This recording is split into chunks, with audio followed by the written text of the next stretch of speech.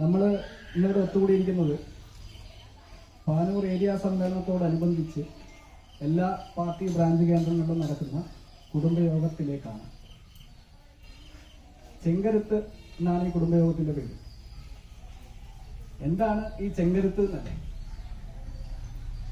ചെങ്കരുത്ത് എന്ന് പറഞ്ഞാൽ വർഗീയതയ്ക്കെതിരെ,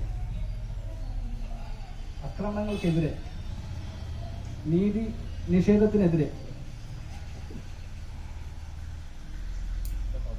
വലതുപക്ഷ ഫാസിസ്റ്റ് ആക്രമണങ്ങൾക്ക് എതിരെയുള്ള കൂട്ടായ്മയാണ് ചെങ്കരുത്ത്. 1981 സെപ്റ്റംബർ മാസം പാനൂർ ഏരിയ കമ്മിറ്റി രൂപീകരിക്കപ്പെടുമ്പോൾ ഇവിടെ ഏകദേശം 550ഓളം പാർട്ടി മെമ്പർമാരെ ഉണ്ടായിരുന്നുള്ളൂ. 40 വർഷങ്ങൾ പിന്നിടുമ്പോൾ ഏകദേശം 3300ഓളം പാർട്ടി മെമ്പർമാരുള്ള 271 ബ്രാഞ്ചുകളുള്ള 16 ലോക്കൽ കമ്മിറ്റികളുള്ള വലിയൊരു ഏരിയ കമ്മിറ്റിയായി പാനൂർ ഏരിയ കമ്മിറ്റി വളർന്നിട്ടുണ്ട്. ഈ വളർച്ചയ്ക്ക് കാരണം നമ്മൾ ഓരോരുത്തരുമാണ്. ഈ വളർച്ചയ്ക്ക് കാരണം മതേതരത്തിനെതിരായിട്ടുള്ള നമ്മുടെ ഓരോരുത്തരുടെയും കൂട്ടായ്മയാണ്. ഞാൻ മനസ്സിലാക്കുന്നത് പഠനമായിട്ട് ബന്ധപ്പെട്ടിട്ടല്ല, നമ്മൾ വേറെ പല സ്ഥലങ്ങളിലും പോയി യാത്ര ചെയ്യുകയും താമസിക്കുകയൊക്കെ ചെയ്യുന്നുണ്ട്. അപ്പൊ അതിന് ഞാൻ മനസ്സിലാക്കുന്നതെന്ന് പറഞ്ഞാല് ബാക്കി ദേശത്തു നിന്നും നമ്മുടെ നാട്ടിലുള്ള ഒരു പ്രത്യേകത നമ്മുടെ മതസൗഹാർദ്ദമാണ്. ഇവിടെ ആൾക്കാർക്ക് വേർതിരിവില്ല. എന്നാൽ കേരളത്തിന്റെ പല ഭാഗങ്ങളിലും ചെന്നു കഴിഞ്ഞാൽ, അല്ലെങ്കിൽ ഇന്ത്യയുടെ പല ഭാഗത്തും ചെന്നു കഴിഞ്ഞാൽ ജാതിയുടെ അടിസ്ഥാനത്തിലും വർഗത്തിന്റെ അടിസ്ഥാനത്തിലൊക്കെ ആൾക്കാർ അറിയപ്പെടുന്നതും മാറ്റി നിർത്തപ്പെടുന്നതുമായിട്ടുള്ള കാഴ്ചകൾ നമ്മൾ ഒരുപാട് കണ്ടിട്ടുണ്ട്. എന്നാൽ ഇത് ഏറ്റവും കുറവുള്ള ഒരു സംസ്ഥാനം ഒരുപക്ഷെ കേരളമാണ്. എന്തുകൊണ്ടാണത്? അത് കേരളത്തിലുള്ള കമ്മ്യൂണിസ്റ്റിന്റെ വേരോട്ടമാണ്. ഞാൻ മനസ്സിലാക്കുന്നത് കേരളത്തില് കമ്മ്യൂണിസ്റ്റുകാർ ഉള്ളിടത്തോളം കാലം യാതൊരു രീതിയിലുള്ള വർഗീയതയും ഇവിടെ വച്ച് പുലർത്തപ്പെടില്ല. യാതൊരു രീതിയിലുള്ള ന്യൂനപക്ഷ ആക്രമണങ്ങളും കേരളത്തിൽ ഉണ്ടാവില്ല. ഉദാഹരണമായിട്ട് ത്രിപുരയില് കമ്മ്യൂണിസ്റ്റ് ഗവൺമെന്റ് ഇലക്ഷന് തോറ്റപ്പോ ലഡു വിതരണം ചെയ്ത മലയാളികളുണ്ട്. പക്ഷെ ഇന്ന് ത്രിപുരയിൽ എന്താ സംഭവിച്ചുകൊണ്ടിരിക്കുന്നത്? ന്യൂനപക്ഷത്തിന് എതിരായിട്ടുള്ള ആക്രമണങ്ങളാണ്. ഹരിയാനയിൽ എന്താണ് സംഭവിക്കുന്നത്? നിസ്കാരങ്ങൾ നിഷേധിക്കപ്പെടുകയാണ് ഹരിയാനയിൽ. അപ്പൊ വർഗീയ ശക്തികൾ, അതായത് ചില പാർട്ടികൾക്ക് കൃത്യമായിട്ടുള്ള ഒരു ബാക്ക്ഗ്രൗണ്ടിൽ ഒരു ബേസ് ഉണ്ടാവില്ല. അവരുടെ ബേസ് എന്ന് പറഞ്ഞാൽ അവരുടെ വർഗീയത, ജാതി, അതിനെ ബേസ് ചെയ്തിട്ടായിരിക്കും ആ പാർട്ടികൾ മുന്നോട്ട് പോകാൻ ശ്രമിക്കുക. പക്ഷെ കമ്മ്യൂണിസം ഒരു സയൻസാണ്. ഏറ്റവും എളുപ്പത്തിൽ മനസ്സിലാക്കിയാൽ കമ്മ്യൂണിസം എന്ന് പറഞ്ഞാൽ മനുഷ്യനെ മനുഷ്യനായിട്ട് കാണുക. അതിന് ജാതിയില്ല, വർണ്ണമില്ല, വർഗമില്ല, ലിംഗഭേദമില്ല. അതാണ് കമ്മ്യൂണിസം ഏറ്റവും എളുപ്പത്തിൽ. കൂടുതൽ സംസാരിക്കുന്നില്ല. എന്തായാലും ചെങ്കരുത്തിലേക്ക് ഇവിടെ എത്തിച്ചേർന്നിട്ടുള്ള പി ഭാസ്കരൻ മാഷ്, പ്രിയപ്പെട്ട ഗംഗം മാഷ്, ചുക്ലി LC മെമ്പർ ചിത്രേട്ടൻ, പിന്നെ നമുക്ക് ഏറ്റവും പ്രിയപ്പെട്ടവരായിട്ടുള്ള നിങ്ങളെല്ലാവരെയും ഈ ഒരു കുടുംബയോഗത്തിലേക്ക് സ്വാഗതം ചെയ്യുന്നു. മാത്രമല്ല ഒരു കാര്യം കൂടെ പറയുകയാണ്. ഇന്ന് ഈ കുടുംബയോഗത്തിൽ നമ്മൾ ഏകദേശം SSLC +2 ഉന്നത വിജയം നേടിയവര്, RRT വളണ്ടിയേഴ്സ്, നമ്മുടെ ആശാ വർക്കർമാര്, നമ്മുടെ മുൻകാല പാർട്ടി സഖാക്കൾ, ഇവരൊക്കെയാണ് നമ്മൾ ആദരിക്കുന്നത്. ഏകദേശം 25ഓളം ആൾക്കാരെ നമ്മളിന്നിവിടെ ആദരിക്കുന്നുണ്ട്. എല്ലാവർക്കും സ്വാഗതം പറഞ്ഞുകൊണ്ട് അധ്യക്ഷനായി ചുക്ലി LC മെമ്പർ ചിത്രേട്ടനെ ക്ഷണിക്കുന്നു.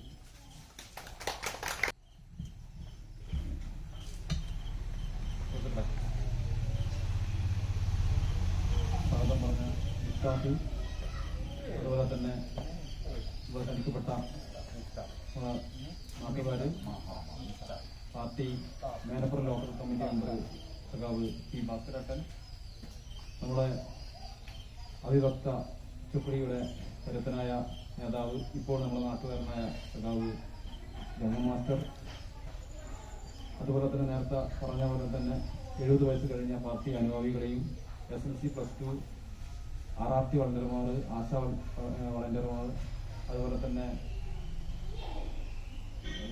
നമ്മളെ പോലീസ് വളണ്ടിയർമാർ ഈ പറഞ്ഞ ആൾക്കാരെയും ഈ വേദിക്കകത്ത് വെച്ച് ആദരിക്കപ്പെടുന്നുണ്ട്. പാനൂരിന്റെ ചരിത്രം ഒരു ചെറിയ രീതിയിൽ തന്നെ സഖാവ് മുസ്താഖിട വിശദീകരിച്ചിട്ടുണ്ട്.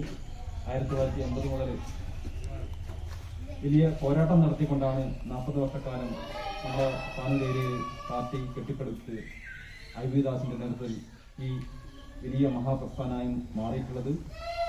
തുടക്കത്തിൽ 54 ബ്രാഞ്ച് കമ്മിറ്റി എങ്കിൽ ഈ കാലയളവിൽ 271 പാർട്ടി ബ്രാഞ്ചോടുകൂടി, അതുപോലെ തന്നെ 7 പാർട്ടി ലോക്കൽ കമ്മിറ്റിയാണ് തുടക്കത്തിലുള്ളത്. ഇപ്പോൾ 16ഓളം ലോക്കൽ കമ്മിറ്റിയുടെ നേതൃത്വത്തിലാണ് പാനൂരുടെ കരുത്തുറ്റ പാർട്ടി മുന്നോട്ട് പോയിക്കൊണ്ടിരിക്കുന്നത്. ഈ വരുന്ന പാർട്ടി ഏരിയ സമ്മേളനത്തിന്റെ ഭാഗമായിട്ടാണ് ഇങ്ങനെയുള്ള ഓരോ ബ്രാഞ്ച് തലത്തിലും ചെറിയ ചെറിയ കുടുംബയോഗങ്ങൾ നടക്കുന്നത്. പാർട്ടിയുടെ കഴിഞ്ഞകാല പ്രവർത്തനങ്ങളും അതുപോലെ തന്നെ ഈ രണ്ടാം പിണറായി സർക്കാരിന്റെ കാര്യങ്ങൾ വിശദീകരിച്ചുകൊണ്ട് ജനങ്ങളെ ഒന്നും കൂടി ഉത്ബുദ്ധരാക്കിക്കൊണ്ട് മുന്നോട്ട് പോകാനാണ് പാർട്ടി തീരുമാനിച്ചിട്ടുള്ളത്. അതിന്റെ ഭാഗമായിട്ടാണ് തൃക്കണ്ണാപുരം പാർട്ടി ബ്രാഞ്ചിന്റെ ആഭിമുഖ്യത്തിൽ ഇങ്ങനെയുള്ളൊരു ചെങ്കരുത്ത് എന്ന പരിപാടി സംഘടിപ്പിച്ചിട്ടുള്ളത്. ഒരിക്കൽ കൂടി ഇതിൽ പങ്കെടുത്ത മുഴുവൻ സഖാക്കളെയും പാർട്ടി ബ്രാഞ്ചിന്റെ പേരിൽ അഭിവാദ്യം അർപ്പിക്കുകയാണ്. കൂടുതൽ സംസാരിക്കാൻ വേണ്ടി സഖാവ് പി ഭാസ്കരേട്ടനോട് അഭ്യർത്ഥിക്കുകയാണ്. പരിപാടി ഉദ്ഘാടനം ചെയ്തുകൊണ്ട് സംസാരിക്കാൻ വേണ്ടി പി ഭാസ്കരനെ ക്ഷണിച്ചുകൊള്ളു. ഈ കുടുംബയോഗത്തിലെ പ്രിയപ്പെട്ട അധ്യക്ഷൻ, എന്റെ ആത്മസുഹൃത്ത് ആയിട്ടുള്ള വൈ ചിത്രൻ, അതുപോലെ ഇവിടെ സ്വാഗതം പറഞ്ഞ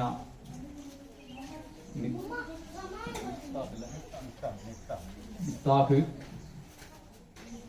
അതുപോലെ നമ്മുടെ മുൻ ലോക്കൽ കമ്മിറ്റി മെമ്പറായിരുന്ന ഗംഗാധരൻ മാഷ്, അതുപോലെ ഈ കുടുംബയോഗത്തിൽ പങ്കെടുത്തുകൊണ്ടിരിക്കുന്ന പാർട്ടിയുടെ സഖാക്കൾ, മറ്റ് നാട്ടുകാർ, മറ്റ് പ്രിയപ്പെട്ടവരെ, ഇപ്പൊ നമ്മുടെ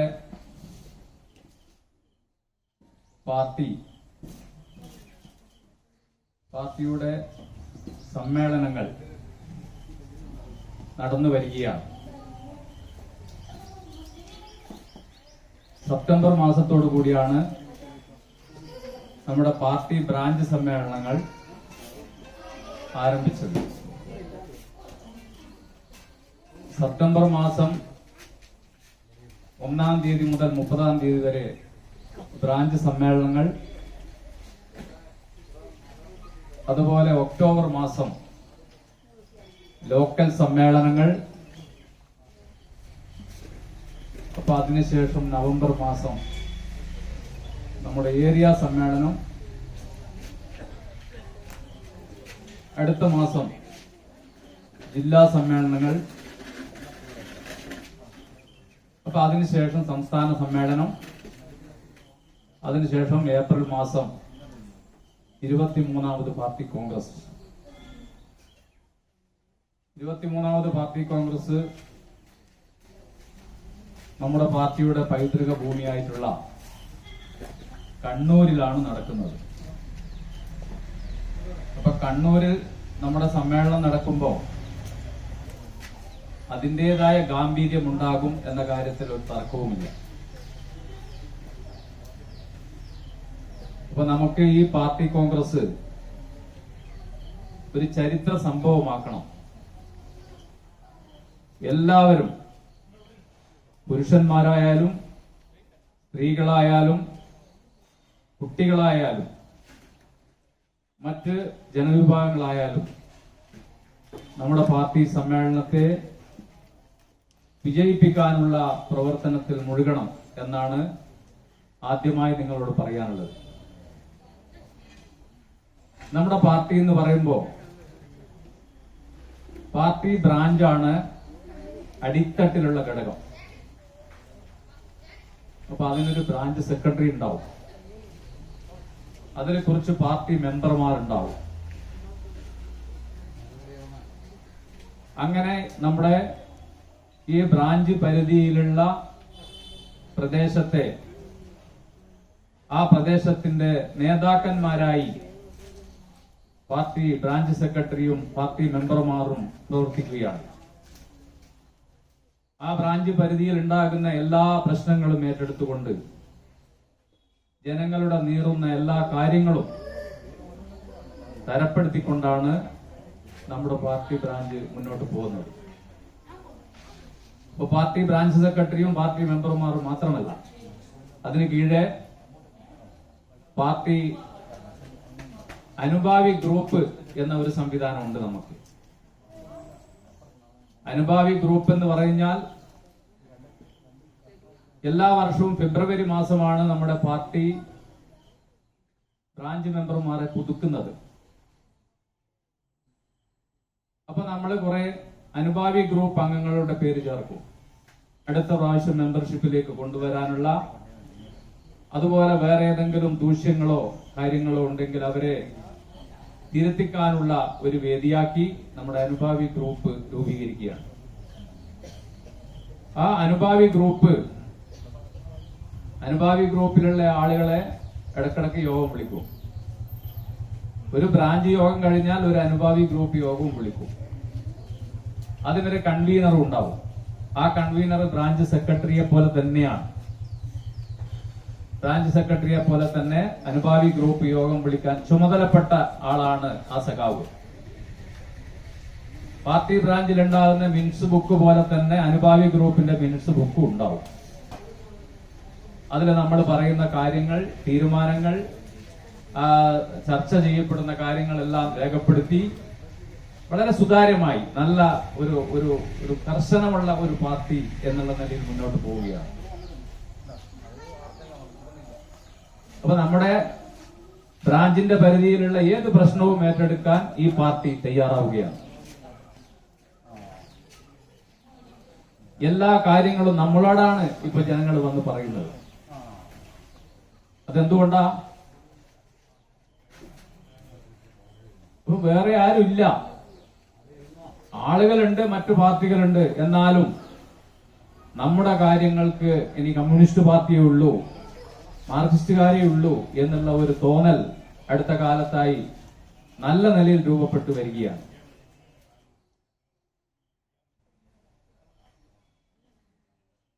അപ്പൊ നമ്മുടെ പാർട്ടി കോൺഗ്രസിന്റെ ഭാഗമായുള്ള ഏരിയ സമ്മേളനം ഈ മാസം 23, 24, 25 തീയതികളിൽ പാനൂരിൽ വെച്ചാണ് നടക്കുന്നത്. നമ്മുടെ കമ്മ്യൂണിസ്റ്റ് പാർട്ടി രൂപീകരിച്ച് 100 വർഷം തികയുന്ന ഘട്ടത്തിലാണ് നമ്മുടെ സമ്മേളനങ്ങൾ നടക്കുന്നത്. അപ്പൊ പാനൂരിൽ നമ്മുടെ ഏരിയ സമ്മേളനം നടക്കുമ്പോൾ പാർട്ടി തീരുമാനിച്ചത് നമ്മുടെ ഏരിയയിൽ ഉള്ള എല്ലാ ബ്രാഞ്ച് കമ്മിറ്റികളിലും 2 വീതം കുടുംബ സദസ്സുകൾ ഇതേപോലെ നടത്തണം എന്നാണ് പാർട്ടി ആലോചിച്ചിട്ടുള്ളത്. അങ്ങനെ വരുമ്പോ 500 കുടുംബ സദസ്സുകൾ, 25,000 ആളുകളെ പങ്കെടുപ്പിച്ചുകൊണ്ടുള്ള ഒരു ബഹുജന പ്രസ്ഥാനത്തിന്റെ ഒരു പരിപാടി. അങ്ങനെ വരുമ്പോൾ നമ്മുടെ സമ്മേളനത്തിന്റെ കാര്യങ്ങളെല്ലാം എല്ലാവരുടെയും ചുവട്ടിൽ പതിയുന്ന രൂപത്തിൽ നമ്മുടെ സമ്മേളനത്തിന്റെ മുദ്രാവാക്യം ഏത് തരത്തിലാണോ നമ്മുടെ നാട്ടിലുള്ള ജനങ്ങളെ അറിയിക്കേണ്ടത് അതെല്ലാം മനസ്സിലാക്കി ആ സമ്മേളനത്തിന്റെ എല്ലാ കാര്യങ്ങളും ജനങ്ങളിലേക്ക് എത്തിക്കാനുള്ള ഒരു പാർട്ടി വിദ്യാഭ്യാസ പദ്ധതിയുടെ ഭാഗമാണ് ഈ തരത്തിലുള്ള കുടുംബയോഗങ്ങൾ ചേരുന്നത്. നമ്മുടെ 4ാം പാർട്ടി കോൺഗ്രസ് പാലക്കാട് വെച്ചാണ് നടന്നത്. അത് 1956-ലാണ്. 1956-ൽ പാലക്കാട് വെച്ചാണ് നമ്മുടെ 4ാം പാർട്ടി കോൺഗ്രസ് കേരളത്തിൽ ആദ്യമായി നടക്കുന്നത്. അപ്പൊ അതിനുശേഷം 8ാം കോൺഗ്രസ് കൊച്ചിയിലാണ് നടന്നത് 1968-ൽ. അപ്പൊ അതിനുശേഷം 5ാം കോൺഗ്രസ്, 6ാം കോൺഗ്രസ്, 7ാം കോൺഗ്രസ് മറ്റു സംസ്ഥാനങ്ങളിലേക്ക് ഇന്ത്യയുടെ പല ഭാഗങ്ങളിലുള്ള സംസ്ഥാനങ്ങളിലാണ് നടന്നത്. അപ്പൊ നമ്മുടെ കേരളത്തിൽ 8ാമത്തെ പാർട്ടി കോൺഗ്രസ് കൊച്ചിയിലാണ് നടന്നത് 1968.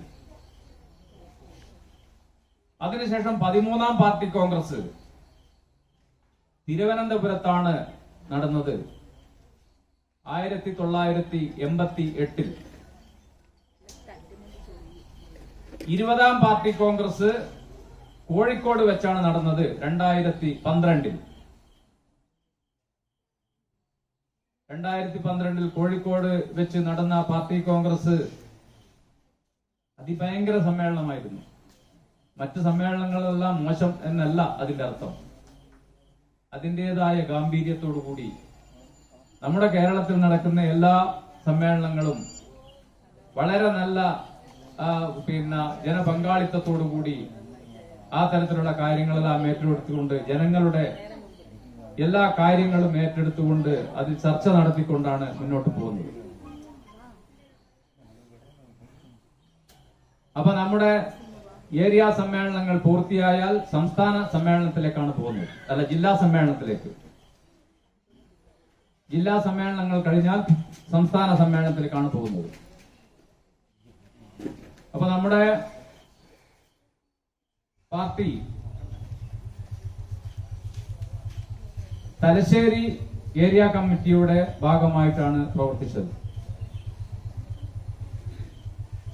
അവിഭക്ത തലശ്ശേരി ഏരിയ കമ്മിറ്റിയുടെ കീഴിലായിരുന്നു നമ്മുടെ പാർട്ടി പ്രവർത്തിച്ചത്. 1981 നടന്ന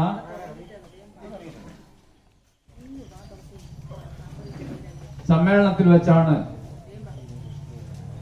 പാർട്ടിയുടെ പാനൂർ ഏരിയ കമ്മിറ്റി രൂപീകൃതമാകുന്നത്. 1981 സെപ്റ്റംബർ 19, 20 തീയതികളിൽ നടന്ന ഏരിയ സമ്മേളനത്തിൽ വെച്ചാണ് നമ്മുടെ പാർട്ടി പാനൂർ ഏരിയ കമ്മിറ്റി രൂപീകരിച്ചത്. അന്ന് നമ്മെ വിട്ടുപോയിട്ടുള്ള മരണപ്പെട്ടു പോയിട്ടുള്ള IB ദാസൻ മാഷാണ് അന്ന് സെക്രട്ടറി ആയി തെരഞ്ഞെടുക്കപ്പെട്ടത്.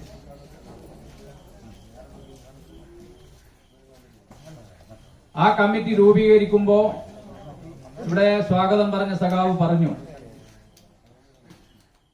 7 ലോക്കൽ കമ്മിറ്റികളാണ് നമ്മുടെ ഏരിയയിൽ ഉണ്ടായിരുന്നത്.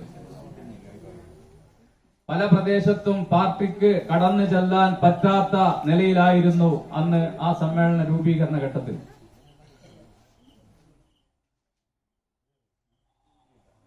പാനൂർ അങ്ങാടിയിലെങ്ങാൻ ഒരു കൊടി കെട്ടിയാൽ ആ കെട്ടിയ സഖാക്കളുടെ മുന്നിൽ വെച്ച് തന്നെ പറിച്ച് ചീന്തി കത്തിച്ച്, അതുമാത്രമല്ല ആ കൊടി കെട്ടിയ ആ സഖാക്കളെയെല്ലാം അടിച്ചോടിക്കുന്ന ഒരു രീതിയിലായിരുന്നു അന്ന് നമ്മുടെ എതിരാളികൾ ചെയ്തത്. അന്ന് സോഷ്യലിസ്റ്റ് പാർട്ടിയുടെ ഗുണ്ടകൾ, അതുപോലെ കോൺഗ്രസിന്റെ ഗുണ്ടകളായിട്ടുള്ള ആളുകൾ, ആ തരത്തിലുള്ള ആളുകളാണ് നമ്മുടെ പാർട്ടിയെ അന്ന് ആക്രമിച്ച് കീഴ്പ്പെടുത്താൻ ശ്രമിച്ചത്. എന്നാൽ നമ്മുടെ പാർട്ടി ഒട്ടും പതറിയില്ല. കടന്നു ചെല്ലാൻ പറ്റാത്ത മേഖലകളിലെല്ലാം ജനങ്ങളുടെ പ്രശ്നങ്ങൾ ഏറ്റെടുത്തുകൊണ്ട് ജനങ്ങളെ സഹായിച്ചുകൊണ്ട് പാർട്ടി നല്ല നിലക്ക് മുന്നോട്ട് പോയി. പക്ഷേ അതിനുശേഷം കോൺഗ്രസിന്റെയും സോഷ്യലിസ്റ്റ് പാർട്ടിയുടെയും ഗുണ്ടകൾ നമ്മുടെ പാർട്ടിയെയും പാർട്ടി പതാകകളും പാർട്ടി പ്രചരണ സാമഗ്രികളെല്ലാം നശിപ്പിച്ചിട്ടും അതിനുശേഷം അത് ഏറ്റെടുത്തത് RSS ആയിരുന്നു. RSS എന്ന വർഗീയ ശക്തികളാണ് നമ്മുടെ പാർട്ടിയെ ആക്രമിക്കാൻ വേണ്ടി പിൽക്കാലത്ത് മുന്നോട്ട് വന്നത്. 25ഓളം പാർട്ടി സഖാക്കളെയാണ് നമ്മുടെ പാനൂരിന്റെ മണ്ണിൽ ആക്രമിച്ച് കൊലപ്പെടുത്തിയിട്ടുള്ളത്. അന്നേരം മാതൃഭൂമിക്കാരനും മനോരമക്കാരനും ഇപ്പൊ നമ്മൾ എന്തെങ്കിലും പറയുമ്പോ സാധാരണ ഒരു ദേഷ്യം പിടിച്ചാൽ അങ്ങോട്ടും ഇങ്ങോട്ടും പറയുമ്പോ ചില ആള് നഖവരക്കുന്ന ഒരു പരിപാടി ഉണ്ട് അല്ലേ, അടിക്കട്ടെ അടിക്കട്ടെ എന്ന്. നല്ല സന്തോഷമായിരുന്നു. മനോരമക്കും മാതൃഭൂമിക്കാരനും അതുപോലെ ഇവിടെയുള്ള നമ്മുടെ പാർട്ടി എതിരാളികൾക്കും ഒരു കമ്മ്യൂണിസ്റ്റുകാരൻ കൊല്ലപ്പെടുക എന്നുള്ളത്. ഈ ലോക്കലിൽ തന്നെ 1980 സെപ്റ്റംബർ 21 സഖാബ് കവിയൂർ രാജനെ RSSന്റെ കശ്മല സംഘം പതിയിരുന്ന് ആക്രമിച്ച് നെൽവയലിൽ കുത്തിക്കൊലപ്പെടുത്തിയത്. എന്താണ് ആ സഖാവ് ചെയ്ത കുറ്റം? ആ സഖാവ് ചെയ്ത കുറ്റം ചൊക്ലി ഗ്രാമപഞ്ചായത്തിൽ വിജയിച്ചിട്ടുള്ള ഇടതുപക്ഷ ജനാധിപത്യ മുന്നണി മെമ്പർമാർക്ക് നാരായണ പറമ്പിൽ നൽകിയ സ്വീകരണത്തിന് പങ്കെടുത്തു എന്നുള്ള ഒരു കുറ്റമാണ് ചെയ്തത്. വേറെ ഒന്നും ചെയ്തിട്ടില്ല. അങ്ങനെയാണ് തിരിച്ച് വീട്ടിലേക്ക് പോകുമ്പോ ആ സഖാവിന്റെ ബന്ധുവായിട്ടുള്ള ഒരു രാജനെ വെട്ടി പരിക്കേൽപ്പിച്ചു. ഈ സഖാവിനെ ആ നെൽവയലിൽ കുത്തിക്കൊലപ്പെടുത്തി. അതേ സ്ഥാനത്ത് ഏതെങ്കിലും ഒരു RSSകാരനോ അല്ലെങ്കിൽ ഏതെങ്കിലും ഒരു കോൺഗ്രസുകാരനോ കൊല ചെയ്യപ്പെടുകയാണെങ്കിൽ നിങ്ങളൊന്ന് ആലോചിച്ചു നോക്കൂ. മനോരമക്കാരനും മാതൃഭൂമിക്കാരനും ഉറക്കുണ്ടാവില്ല. കമ്മ്യൂണിസ്റ്റുകാരൻ കൊല ചെയ്യപ്പെടേണ്ടയാളാണ്, ഈ നാട്ടിൽ ജീവിക്കേണ്ടയാളല്ല എന്നാണ് അവരുടെ എല്ലാം കണക്കുകൂട്ടൽ. അതുപോലെ പ്രിയപ്പെട്ടവരെ, നമ്മുടെ മാമൻ വാസു ചൊക്ലി, മാമൻ വാസുവിനെ കൊലയാളിയാക്കി ചിത്രീകരിച്ചുകൊണ്ടാണ് നാട്ടിൽ ഉടനീളം പ്രചരണം സംഘടിപ്പിച്ചത്. മാമൻ വാസു എന്ന ആ പ്രിയ സഖാവിനെ ചൊക്ലി ടൗണിൽ വെച്ചാണ് പതിയിരുന്ന് എത്രയോ ദിവസങ്ങൾ കാത്തിരുന്ന് ആ സഖാവിനെ കൊലപ്പെടുത്തിയത്. ആ സഖാവ് ചെയ്ത തെറ്റ് എന്താണ്? സമൂഹത്തിൽ ഏതെങ്കിലും ഒരു കല്യാണ വീടോ അല്ലെങ്കിൽ വേറെ ഏതെങ്കിലും ആളുകൾ പങ്കെടുപ്പിക്കുന്ന സ്ഥലത്തോ ആ സഖാവ് മാമൻ എത്തിപ്പെട്ടാൽ വേറെ ആളെ വേണ്ട അവിടെ. ആ തരത്തിൽ എല്ലാ കാര്യങ്ങളും നോക്കി നടത്താൻ ആവേശം കാണിക്കുന്ന, ആ തരത്തിൽ എല്ലാ കാര്യങ്ങളും ഏറ്റെടുത്ത് നടത്തുന്ന ഒരു സഖാവായിരുന്നു സഖാവ് മാമൻ. സഖാവ് മാമനെ കൊലപ്പെടുത്തിയതിനു ശേഷം RSSകാർക്ക് എന്തോ ഒരു നിധി കിട്ടിയ പോലെയാണ് അന്ന് പ്രചരണം നടത്തിയത്. നിങ്ങൾക്കെല്ലാം ഓർമ്മയില്ലേ? ഹിന്ദു സമാവേശ് ചൊക്ലി, കാഞ്ഞിരത്തിന് കീഴിലാണ് ആ പരിപാടി അവർ സംഘടിപ്പിച്ചത്. അതിന്റെ പ്രചരണ പോസ്റ്റർ ഗുജറാത്ത് റെയിൽവേ സ്റ്റേഷനിൽ വരെ എത്തി എന്നാണ് പറഞ്ഞത്. ഹിന്ദു സമാവേശ് ചൊക്ലി.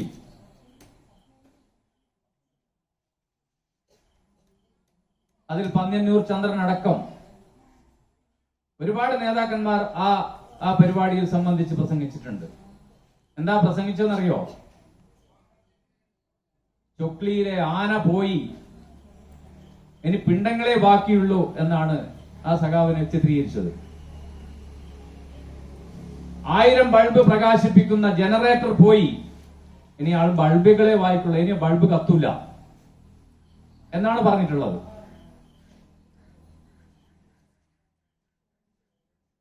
ഈ തരത്തിൽ നമ്മുടെ പാർട്ടി സഖാക്കളെ കശാപ്പ് ചെയ്ത് ഈ തരത്തിലുള്ള അതിനുശേഷം നമ്മുടെ ചൊക്ലി പിടിച്ചടക്കാമെന്നാണ് വ്യാമോഹിച്ചത്. എന്നാൽ നിങ്ങൾ നോക്കൂ, പാർട്ടി രൂപീകരിച്ചപ്പോ ഉണ്ടായിരുന്ന ലോക്കൽ കമ്മിറ്റിയുടെ എണ്ണം ഞാനിവിടെ പറഞ്ഞു, 7 ലോക്കൽ കമ്മിറ്റികൾ. എന്നാൽ ഇന്ന് അത് 16 ലോക്കൽ കമ്മിറ്റികളായി. ചൊക്ലി പഞ്ചായത്തിൽ തന്നെ 3 ലോക്കൽ കമ്മിറ്റികളായി പ്രവർത്തിക്കുന്ന ഒരു കാഴ്ചയാണ് ഇന്ന് കാണുന്നത്. ജനങ്ങളാകെ ഈ പാർട്ടിയെ സ്നേഹിക്കുകയാണ്. അങ്ങനെയാണ് പാർട്ടി ഇടപെടുന്നത്.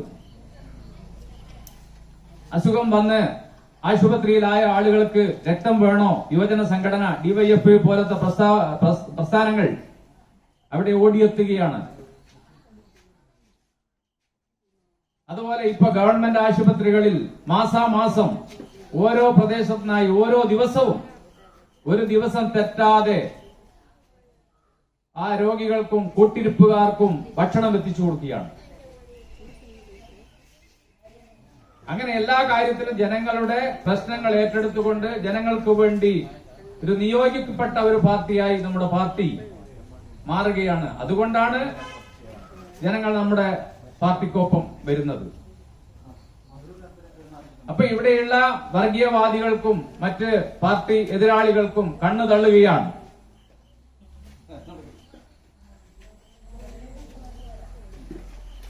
*53 പാർട്ടി ബ്രാഞ്ചാണ് അന്ന് ഏരിയ കമ്മിറ്റി രൂപീകരിക്കുമ്പോൾ ഉണ്ടായിട്ടുള്ളത്.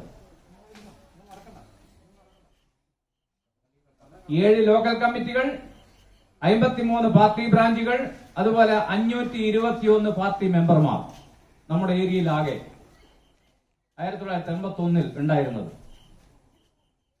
എന്നാൽ ഇപ്പോ നിങ്ങൾ നോക്കൂ, 16 ലോക്കൽ കമ്മിറ്റികൾ, 271 ബ്രാഞ്ച് കമ്മിറ്റികൾ, 3300-ലേറെ പാർട്ടി മെമ്പർമാർ. നമ്മുടെ ഭൂജനാടിത്തറ അത്രമാത്രം മേലോട്ട് പോവുകയാണ്. അതിന്റെ പിറകെ ഞാൻ നേരത്തെ പറഞ്ഞതുപോലെ അനുഭാവി ഗ്രൂപ്പ് അംഗങ്ങൾ, അതിന്റെ പിറകെ അനുഭാവി സഖാക്കൾ, വർഗ ബഹുജന സംഘടനകൾക്ക് എല്ലാ തലത്തിലും കമ്മിറ്റികൾ, കർഷക തൊഴിലാളി യൂണിയൻ, കർഷക സംഘം, മഹിളാ അസോസിയേഷൻ, അതുപോലെ ഡിവൈഎഫ്ഐ, SFI, ബാലസംഘം, അതിന്റെ പുറകെ നമ്മുടെ നാട്ടിലുള്ള ജീവകാരുണ്യ മേഖലയിൽ പ്രവർത്തിച്ചുകൊണ്ടിരിക്കുന്ന IRPC പോലത്തെ സംഘടനകൾ, ജീവകാരുണ്യ മേഖലയിൽ നല്ല നിലയിലാണ് ഇടപെടുന്നത്. ഈ 3 ലോക്കൽ കമ്മിറ്റിയുടെ കീഴിലും 3 വാഹനങ്ങൾ IRPCയുടേതായി ഓടുകയാണ്. കോവിഡ് വന്നിട്ടുള്ള ആളുകളെ ആശുപത്രിയിൽ എത്തിക്കണോ? IRPCന്റെ വണ്ടി റെഡി. അവർക്ക് വേറെ എന്തെങ്കിലും സഹായം വേണോ? IRPC ready. കോവിഡ് വന്ന് വീട്ടിൽ കുടുങ്ങിപ്പോയിട്ടുള്ള ആളുകൾക്ക് ഭക്ഷണം എത്തിക്കുന്ന സംവിധാനം നമ്മുടെ പാർട്ടി ബ്രാഞ്ച് അതുപോലെ മറ്റ് യുവജന സംഘടനകൾ ഏറ്റെടുക്കുകയാണ്. അവർക്ക് മരുന്ന് വേണോ? അപ്പൊ നമ്മുടെ സർക്കാർ പറഞ്ഞല്ലോ, കോവിഡ് കാലത്ത് നിങ്ങൾ എവിടെയും പോകണ്ട, വീട്ടിൽ റേഷൻ കടയിൽ നിന്ന് ഉള്ള സാധനങ്ങൾ, അതുപോലെ മറ്റ് നിങ്ങൾക്ക് വേണ്ടുന്ന സാധനങ്ങൾ, മരുന്നുകൾ, മറ്റ് ജനങ്ങൾക്ക് ആവശ്യമുള്ള എല്ലാ സാധനങ്ങളും നമ്മുടെ വളണ്ടിയർമാർ വീട്ടിലെത്തിക്കും. നിർവഹിച്ചില്ലേ? ഏത് പാർട്ടിക്കാരെയാണ് നമ്മൾ ഇതിനെല്ലാം കണ്ടിട്ടുള്ളത്? തീരെ വന്നിട്ടില്ല എന്നൊന്നും ഞാൻ പറയുന്നില്ല. അത്യാവശ്യം ചില ആളുകൾ, സുമനസ്സുകളായിട്ടുള്ള ആളുകൾ ഉണ്ടാവും. ജീവകാരുണ്യ മേഖലയെല്ലാം പ്രവർത്തിക്കുന്ന മറ്റുള്ള പാർട്ടിയിലുള്ള ആളുകളും ഉണ്ടാവും. എന്നാലും ഈ പ്രവർത്തനങ്ങളെല്ലാം വളരെ നല്ല നിലയിൽ ഏറ്റെടുത്തുകൊണ്ടാണ് നമ്മുടെ പാർട്ടിയും വർഗബഹുജന സംഘടനകളും മുന്നോട്ട് പോകുന്നത്.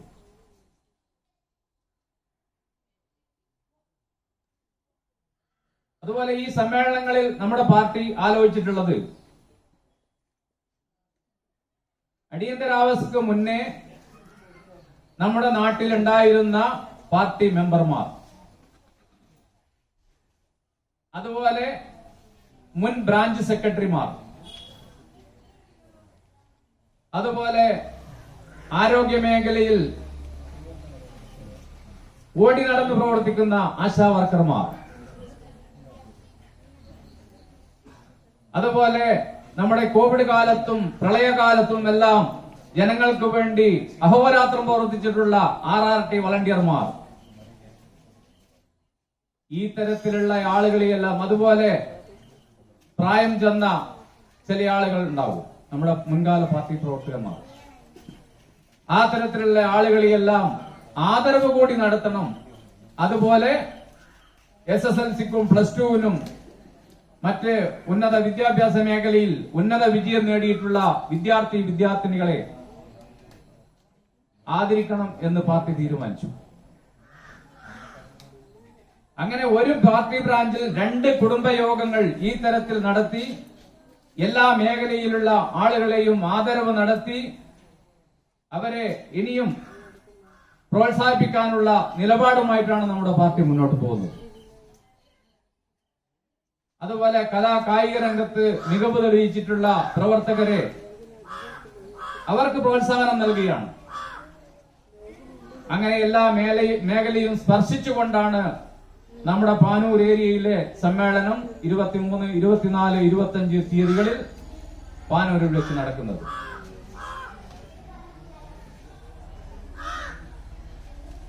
അതുകൊണ്ട് പ്രിയപ്പെട്ടവരെ, നമ്മുടെ സമ്മേളനങ്ങൾ നല്ല നിലയിൽ മെച്ചപ്പെടുത്താനുള്ള പ്രവർത്തനത്തിൽ ഇനിയുള്ള ദിവസങ്ങളിൽ നിങ്ങളെല്ലാം സഹകരിക്കണം എന്നാണ് പറയാനുള്ളത്. അതുപോലെ RSSന്റെയും മറ്റ് വലതുപക്ഷ വർഗീയ ശക്തികളുടെയും ആക്രമണത്തിൽ 25 സഖാക്കൾ കൊല്ലപ്പെട്ടത് മാത്രമല്ല, അതിന്റെ കൂടെ പരിക്ക് പറ്റിയിട്ടുള്ള ഒരുപാട് ആളുകൾ, ഇന്നും ചികിത്സയിൽ കഴിയുന്ന കുറെ ആളുകൾ നമ്മുടെ ഏരിയയിലുണ്ട്. അതുപോലെ വീട് ആക്രമിച്ച് സകലതും നഷ്ടപ്പെട്ട കുറെ ആളുകൾ, അതുപോലെ കൃഷിയിടങ്ങൾ നശിപ്പിച്ചുകൊണ്ട് ആ കൃഷി അന്നന്ന് ഉപജീവന മാർഗമായി കണ്ടെത്തിയിട്ടുള്ള കൃഷിയിടങ്ങളും നശിപ്പിച്ച്, അങ്ങനെ എല്ലാ തരത്തിലും നമ്മളെ ആക്രമിച്ചുകൊണ്ടാണ് RSS അതുപോലെ മറ്റ് വർഗീയ പാർട്ടികൾ ഇന്ന് നമ്മുടെ നാട്ടിൽ പ്രവർത്തിക്കുന്നത്. ഇന്ന് അതെല്ലാം മാറി ഇഞ്ചോടിഞ്ച് പൊരുതിക്കൊണ്ടാണ് നമ്മുടെ പാർട്ടി പാനൂർ ഏരിയയിലും മറ്റ് സ്ഥലങ്ങളിലെല്ലാം പ്രവർത്തിക്കുന്നത്. ഇപ്പൊ ഞാൻ ജീവിക്കുന്ന കാഞ്ഞിരത്തിന് കീഴിൽ ഒരു കൊടി കെട്ടാൻ പറ്റൂല. ഞാൻ ആ കാഞ്ഞിരത്തിലുള്ള ആളെ അല്ലായിരുന്നു, വേറൊരു സ്ഥലത്തുനിന്ന് വന്ന് അവിടെ താമസിക്കുകയാണ്. പക്ഷെ ചരിത്രം പറയുന്നത് കേട്ടത്, അവിടെയുള്ള ഏതെങ്കിലും ഒരാൾ ഒരു കൊടി കെട്ടി അവരുടെ മുമ്പിൽ നിന്ന് തന്നെ കീറി റോട്ടിലിട്ട് കത്തിച്ച് ആ കൊടിയോ അല്ലെങ്കിൽ വേറെ എന്തെങ്കിലും കെട്ടാൻ വരുന്ന ആളുകളെ അടിച്ചോടിക്കുന്ന രംഗമാണ് ഉണ്ടായിട്ടുള്ളത് എന്നാണ്. ഈ ഒളവില മേഖല നിങ്ങൾക്കെല്ലാം അറിയാമല്ലോ. ഒളവില മേഖല എങ്ങനെയായിരുന്നു മുൻകാലത്ത് പാർട്ടി സഖാക്കൾ പ്രവർത്തിച്ചത്. സഖാവ് ചിത്രനെ പോലെയുള്ള അതുപോലെ ഒരുപാട് സഖാക്കളുടെ ത്യാഗപൂർണമായ പ്രവർത്തനമാണ് ഈ മേഖലയിൽ പാർട്ടിക്ക് നല്ല വേരോട്ടം ഉണ്ടായിട്ടുള്ളത്. നമ്മുടെ ഏരിയയിൽ 6 തദ്ദേശ സ്വയംഭരണ സ്ഥാപനങ്ങളാണ് ഉള്ളത്. അതിൽ ഒരൊറ്റ തദ്ദേശ സ്വയംഭരണ സ്ഥാപനത്തിൽ നമുക്ക് ഭരണമില്ലായിരുന്നു. എന്നാൽ ഇന്ന് 6 തദ്ദേശ സ്വയംഭരണ സ്ഥാപനങ്ങളിൽ 4 എണ്ണം നമ്മുടെ പാർട്ടി സഖാക്കളാണ് പ്രസിഡന്റുമാർ. ഭരണം നിർവഹിക്കുന്നത് നമ്മുടെ പാർട്ടിയാണ്. അഭിമാനമുണ്ട് ഏറെ. ഇപ്പൊ കുന്നോത്തുപറമ്പ് പഞ്ചായത്ത്, ഗ്രാമപഞ്ചായത്തിൽ ഒരു തരത്തിലും നമുക്ക് കടന്നു കയറാൻ പറ്റാത്ത ഒരു പഞ്ചായത്തായിരുന്നു കുന്നോത്തുപറമ്പ് പഞ്ചായത്ത്. ഇന്ന് നമ്മുടെ പാർട്ടി സഖാവാണ് അവിടെ പ്രസിഡന്റായിട്ട്, ഒരു വനിതാ സഖാവാണ്. അതുപോലെ നമ്മുടെ ചൊക്ലി ഗ്രാമപഞ്ചായത്ത് എങ്ങനെയായിരുന്നു? 10 വാർഡ് ഉണ്ടായിരുന്ന സമയത്ത് 2 or 3 സീറ്റുകൾ മാത്രമാണ് ഇടതുപക്ഷ ജനാധിപത്യ മുന്നണി സ്ഥാനാർത്ഥികൾ വിജയിച്ചത്. എന്നാൽ ഇന്ന് എന്താ സ്ഥിതി? 17 വാർഡ് ചൊക്ലി ഗ്രാമപഞ്ചായത്തിലുണ്ട്. അതിൽ 16 സീറ്റും ഇടതുപക്ഷ മുന്നണിക്കാണ്. ഇത് വെറുതെ വന്നതാണോ? അത് മാത്രമല്ല, UDF ജയിക്കുന്നത് 7 വോട്ടിന് 14 വോട്ടിന് ഒരു സീറ്റ്. കഴിഞ്ഞ പ്രാവശ്യം ജയിച്ചത് 7 വോട്ടിനാണ്. ഈ പ്രാവശ്യം അത് 14 വോട്ടാക്കി വർദ്ധിപ്പിച്ചെങ്കിലും അവരാണ് മേക്കുന്ന് വാർഡിൽ മാത്രം. കാലാകാലങ്ങളായി കല്ലിൽമൊട്ട ഭാഗങ്ങളിൽ 13ാം വാർഡിൽ കോൺഗ്രസ് ജയിച്ചു വന്ന സീറ്റ് ഈ പ്രാവശ്യം നമ്മളാണ് ജയിച്ചത്. അവിടെ ജയിച്ചിട്ടുള്ള സഖാവ് ഈ ലോക്കൽ കമ്മിറ്റി മെമ്പർ സഖാവ് എം ഒ ചന്ദ്രൻ വൈസ് പ്രസിഡന്റാണ്. അപ്പൊ അങ്ങനെ എല്ലാ മേഖലയിലും നമ്മൾ ഇന്ന് ഇറങ്ങിത്തിരിച്ച് ജനപക്ഷത്ത് നിന്നുകൊണ്ട് ജനങ്ങൾക്ക് വേണ്ടി എല്ലാ കാര്യങ്ങളും ചെയ്തു കൊടുത്ത് അങ്ങനെയാണ്. അപ്പൊ നമ്മുടെ പാർട്ടി സഖാക്കളെ കൊലപ്പെടുത്തുമ്പോൾ ചില സമയങ്ങളിൽ പ്രതിരോധം ഏർപ്പെടുത്തേണ്ടി വന്നിട്ടുണ്ട്. നമ്മളൊരു കൊലയാളികളുടെ പാർട്ടിയൊന്നുമല്ല. കൊല ചെയ്യാനുള്ള ഒരു ഉദ്ദേശവും നമ്മുടെ പാർട്ടിക്കില്ല. എന്നാൽ ചില സമയങ്ങളിൽ ആ തരത്തിലുള്ള പ്രതിരോധം ഏർപ്പെടുത്തേണ്ടി വന്നിട്ടുണ്ട്. അങ്ങനെയാണ് നമ്മുടെ പാർട്ടി കടന്നു ചെല്ലാൻ പറ്റാത്ത മേഖലകളിൽ കടന്നു ചെന്ന് പ്രവർത്തിച്ചിട്ടുള്ളത്. ഇപ്പോ കഴിഞ്ഞ 5 വർഷക്കാലം ഇടതുപക്ഷ ജനാധിപത്യ മുന്നണിയാണ് കേരളം ഭരിച്ചത്. ഇപ്പൊ തുടർ ഭരണം നമ്മുടെ നാട്ടിൽ വന്നിട്ടുണ്ട്, എല്ലാവർക്കും അറിയാം.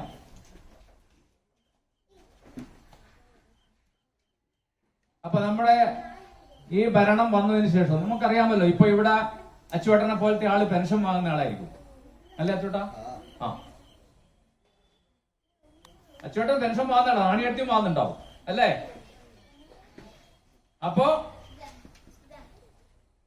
UDF ഭരണം വിട്ടുപോകുമ്പോ എന്തായിരുന്നു കേരളത്തിന്റെ പെൻഷൻ മേഖലയിലെ സ്ഥിതി? പെൻഷൻ വർദ്ധിപ്പിക്കില്ല എന്ന് മാത്രമല്ല അവരുടെ നയം, അതുള്ളത് കൊടുക്കുകയില്ല. 18 മാസത്തെ പെൻഷനാണ് അന്ന് കുടിശ്ശിക വെച്ച് ഒരു പൈസയും കൊടുക്കാതെ ഉമ്മൻചാണ്ടി ഇറങ്ങിപ്പോയിട്ടുള്ളത്. നമ്മുടെ ഇടതുപക്ഷ ജനാധിപത്യ മുന്നണി തെരഞ്ഞെടുപ്പിനെ നേരിടുമ്പോ പറഞ്ഞ ഒരു വാക്കുണ്ട്, ഞങ്ങൾ അധികാരത്തിൽ വരികയാണെങ്കിൽ 600 രൂപയായിരുന്നു അന്ന് പെൻഷൻ. അപ്പൊ അതിന്റെ മുന്നേയുള്ള ഒരുപാട് കാര്യങ്ങൾ പറയാനുണ്ട്. എല്ലാം പറഞ്ഞു പോകുമ്പോ ഇവിടെ ഇപ്പോ ഒരുപാട് നേരം പോകും. നിങ്ങളെ അധികം ഈ കുടുംബയോഗത്തിൽ ഇരുന്നത് അത്ര ശരിയല്ല. ആദരവ് നടത്തുന്നുണ്ട്, മറ്റേ സഖാക്കളിവിടെ സംസാരിക്കാനുണ്ട്.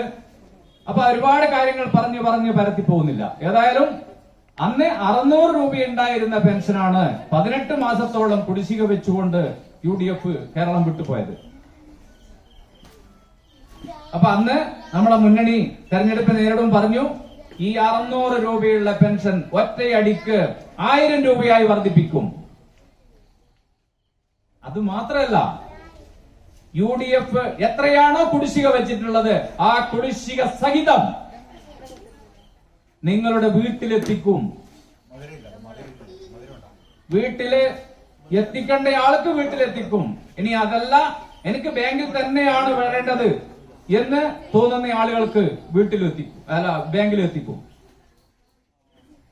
അപ്പൊ ചില ആൾക്ക് അങ്ങനെ ഉണ്ടാവും, പെൻഷൻ വീട്ടിലെത്തിയാല് ചിലപ്പം കയ്യിൽ നിൽക്കാത്ത അവസ്ഥയിൽ ഉണ്ടാവും. അതുകൊണ്ട് ബാങ്കിലെത്തിയാല് അത്യാവശ്യം എന്തെങ്കിലും ചെലവിന് എടുത്ത് ഡോക്ടറെടുത്ത് പോവാനോ അല്ലെങ്കിൽ വേറെ എന്തെങ്കിലും വസ്ത്രം വാങ്ങാനോ അല്ലെങ്കിൽ വേറെ എന്തെങ്കിലും ചെലവ് നിർവഹിക്കാനോ ബാക്കി ആ ബുക്കിൽ ഉണ്ടാവുമല്ലോ എന്നുള്ള തോന്നലാണ് ചില ആൾ പറയുന്നത്, നമുക്ക് ബാങ്കിൽ മതി. അപ്പൊ അങ്ങനെ അത്തരം ആളുകൾക്ക് ബാങ്കിലും മറ്റുള്ള ആളുകൾക്ക് വീട്ടിലും സഹകരണ ബാങ്കിലെ ജീവനക്കാർ നിങ്ങളുടെ വീടുകളിൽ എത്തിക്കും എന്നാണ് നമ്മുടെ മുന്നണി പറഞ്ഞത്. വാക്ക് പാലിച്ചു ഗവൺമെന്റ്. ഇടതുപക്ഷ ജനാധിപത്യ മുന്നണി അധികാരത്തിൽ വന്നു, പറഞ്ഞ വാക്ക് പാലിച്ച ഒരു ഗവൺമെന്റാണ് കഴിഞ്ഞ പ്രാവശ്യം അധികാരത്തിൽ വന്നത്. എല്ലാ വീടുകളിലും ഉത്സവമായിരുന്നു. പെൻഷൻ വാങ്ങുന്ന വീടുകളിൽ എല്ലാവർക്കും പെൻഷൻ. 60 വയസ്സ് കഴിഞ്ഞിട്ടുള്ള എല്ലാവർക്കും. അതിൽ ചില മാനദണ്ഡങ്ങളിലുണ്ട്. ചില ആളുകൾക്ക് ഇപ്പം വീട് AC ഉള്ള ആളുകൾക്ക് ചിലപ്പോ പെൻഷൻ കിട്ടിയില്ല എന്ന് വരും, അതിന് പരാതി ഉണ്ടാവും. അതുപോലെ 2000-ൽ മേലെ സ്ക്വയർ ഫീറ്റ് ഉള്ള വീടുകൾക്ക് പെൻഷൻ കിട്ടാത്ത നിലയുണ്ടാവും. ആ തരത്തിലുള്ള ചില ഈ മാനദണ്ഡത്തിന്റെ പ്രശ്നങ്ങൾ ഒഴിച്ചാൽ ബാക്കി 60 വയസ്സ് കഴിഞ്ഞ എല്ലാവർക്കും ക്ഷേമ പെൻഷൻ കൊടുക്കുകയാണ്. അപ്പൊ അങ്ങനെ നമ്മുടെ ആരോഗ്യ മേഖല, പെൻഷൻ മേഖല അതവിടെ നിൽക്കട്ടെ. ഇപ്പോ പിന്നെ എല്ലാവർക്കും കൃത്യമായി എല്ലാ മാസവും വളരെ കൃത്യമായി, ഇനി അഥവാ ഒരു മാസം വിട്ടുപോയാൽ 2 മാസം വിട്ടുപോയാൽ 3ാമത്തെ മാസം കൃത്യമായി ഇപ്പൊ എത്തി തുടങ്ങിയിട്ടുണ്ടാവും അല്ലേ അച്ചോട്ടാ? വന്നോ? പെൻഷൻ വന്നു. വളരെ കൃത്യമായി പെൻഷൻ എല്ലാ വീടുകളിലും എത്തുകയാണ്. നമ്മുടെ ആരോഗ്യ മേഖല, നിങ്ങളെല്ലാം ഇപ്പോ ആരെങ്കിലും ഈ കൂട്ടത്തിലുള്ള ആളുകൾ തലശ്ശേരി ഗവൺമെന്റ് ആശുപത്രിയിൽ പോയിട്ടുണ്ടാവും, ഇപ്പൊ അടുത്ത് പോയിട്ടുണ്ടാവും. UDF ഭരിക്കും എന്തായിരുന്നു ആ ആശുപത്രിയുടെ കഥ? അതിന്റെ ആശുപത്രിയുടെ മുന്നിൽ കയറി അതിന്റെ പിന്നാമ്പുറത്തേക്ക് പോകണമെങ്കിൽ മൂക്ക് പിടിച്ചാലും വേണം. മാത്രമല്ല കൃത്യമായിട്ടുള്ള പരിചരണമില്ല, കൃത്യമായിട്ടുള്ള ഡോക്ടർമാരില്ല. ആ തരത്തിലുള്ള ഒരു പശുവിന്റെ തൊഴുത്ത് പോലെയായിരുന്നു ഗവൺമെന്റ് ആശുപത്രികളെല്ലാം. ഇത് തലശ്ശേരി ആശുപത്രി മാത്രമല്ല. ഉദാഹരണത്തിന് നമ്മുടെ PHC മികവിന്റെ കേന്ദ്രങ്ങളായി അങ്ങനെ ഒരു പിന്നെ എല്ലാവർക്കും കാര്യത്തിന് ഏത് സമയത്തും ഡോക്ടർമാർ ഉണ്ടാവുന്ന, ഏത് രോഗത്തിനും മരുന്ന് കിട്ടുന്ന ഒരു ആശ്രയ കേന്ദ്രം, ഒരു കേന്ദ്രമായി നമ്മുടെ PHC പോലുള്ള ആശുപത്രികളടക്കം മാറുകയാണ്. ഇവിടെ ആദരിക്കപ്പെടുന്ന ആശാ വർക്കർമാർ ഉൾപ്പെടെയുള്ള ആളുകൾ ഈ മേഖലയിൽ നല്ല നിലയിലാണ് പ്രവർത്തിക്കുന്നത്. നമ്മുടെ വിദ്യാഭ്യാസ മേഖലയുടെ സ്ഥിതി ഞാൻ ചുരുക്കുകയാണ്. വിദ്യാഭ്യാസ മേഖല എന്തായിരുന്നു? കേരളത്തിൽ UDF അധികാരത്തിലുള്ളപ്പോ ഓണപ്പരീക്ഷ പോലും കൃത്യമായി നടത്താതെ, പാഠപുസ്തകങ്ങൾ കൃത്യസമയത്ത് എത്തിച്ചു കൊടുക്കാതെ, DYFI പോലുള്ള യുവജന പ്രസ്ഥാനങ്ങൾ അതിന്റെ കോപ്പി കത്തിച്ചുകൊണ്ട് തെരുവിൽ സമരം നടത്തിയത് നമുക്കെല്ലാം ഓർമ്മയുണ്ടാവും. നമ്മളെ ഗവൺമെന്റ് വന്നല്ലോ. ഗവൺമെന്റ് വന്നതിന് ശേഷം പാഠപുസ്തകങ്ങൾ, സാധാരണ പാഠപുസ്തകം UDF ഭരിക്കുമ്പോ 6 മാസം കഴിഞ്ഞാലും കിട്ടൂല. നമ്മുടെ ഗവൺമെന്റ് അധികാരത്തിൽ വന്നപ്പോ എന്താ കഥ? സ്കൂള് മാർച്ച് 31-നാണ് വെക്കേഷന് വേണ്ടി അടക്കുക. ഇപ്പൊ കോവിഡ് വന്നതിന് ശേഷം അതെല്ലാം താളം തെറ്റിയിട്ടുണ്ട്, അത് വേറെ കാര്യം.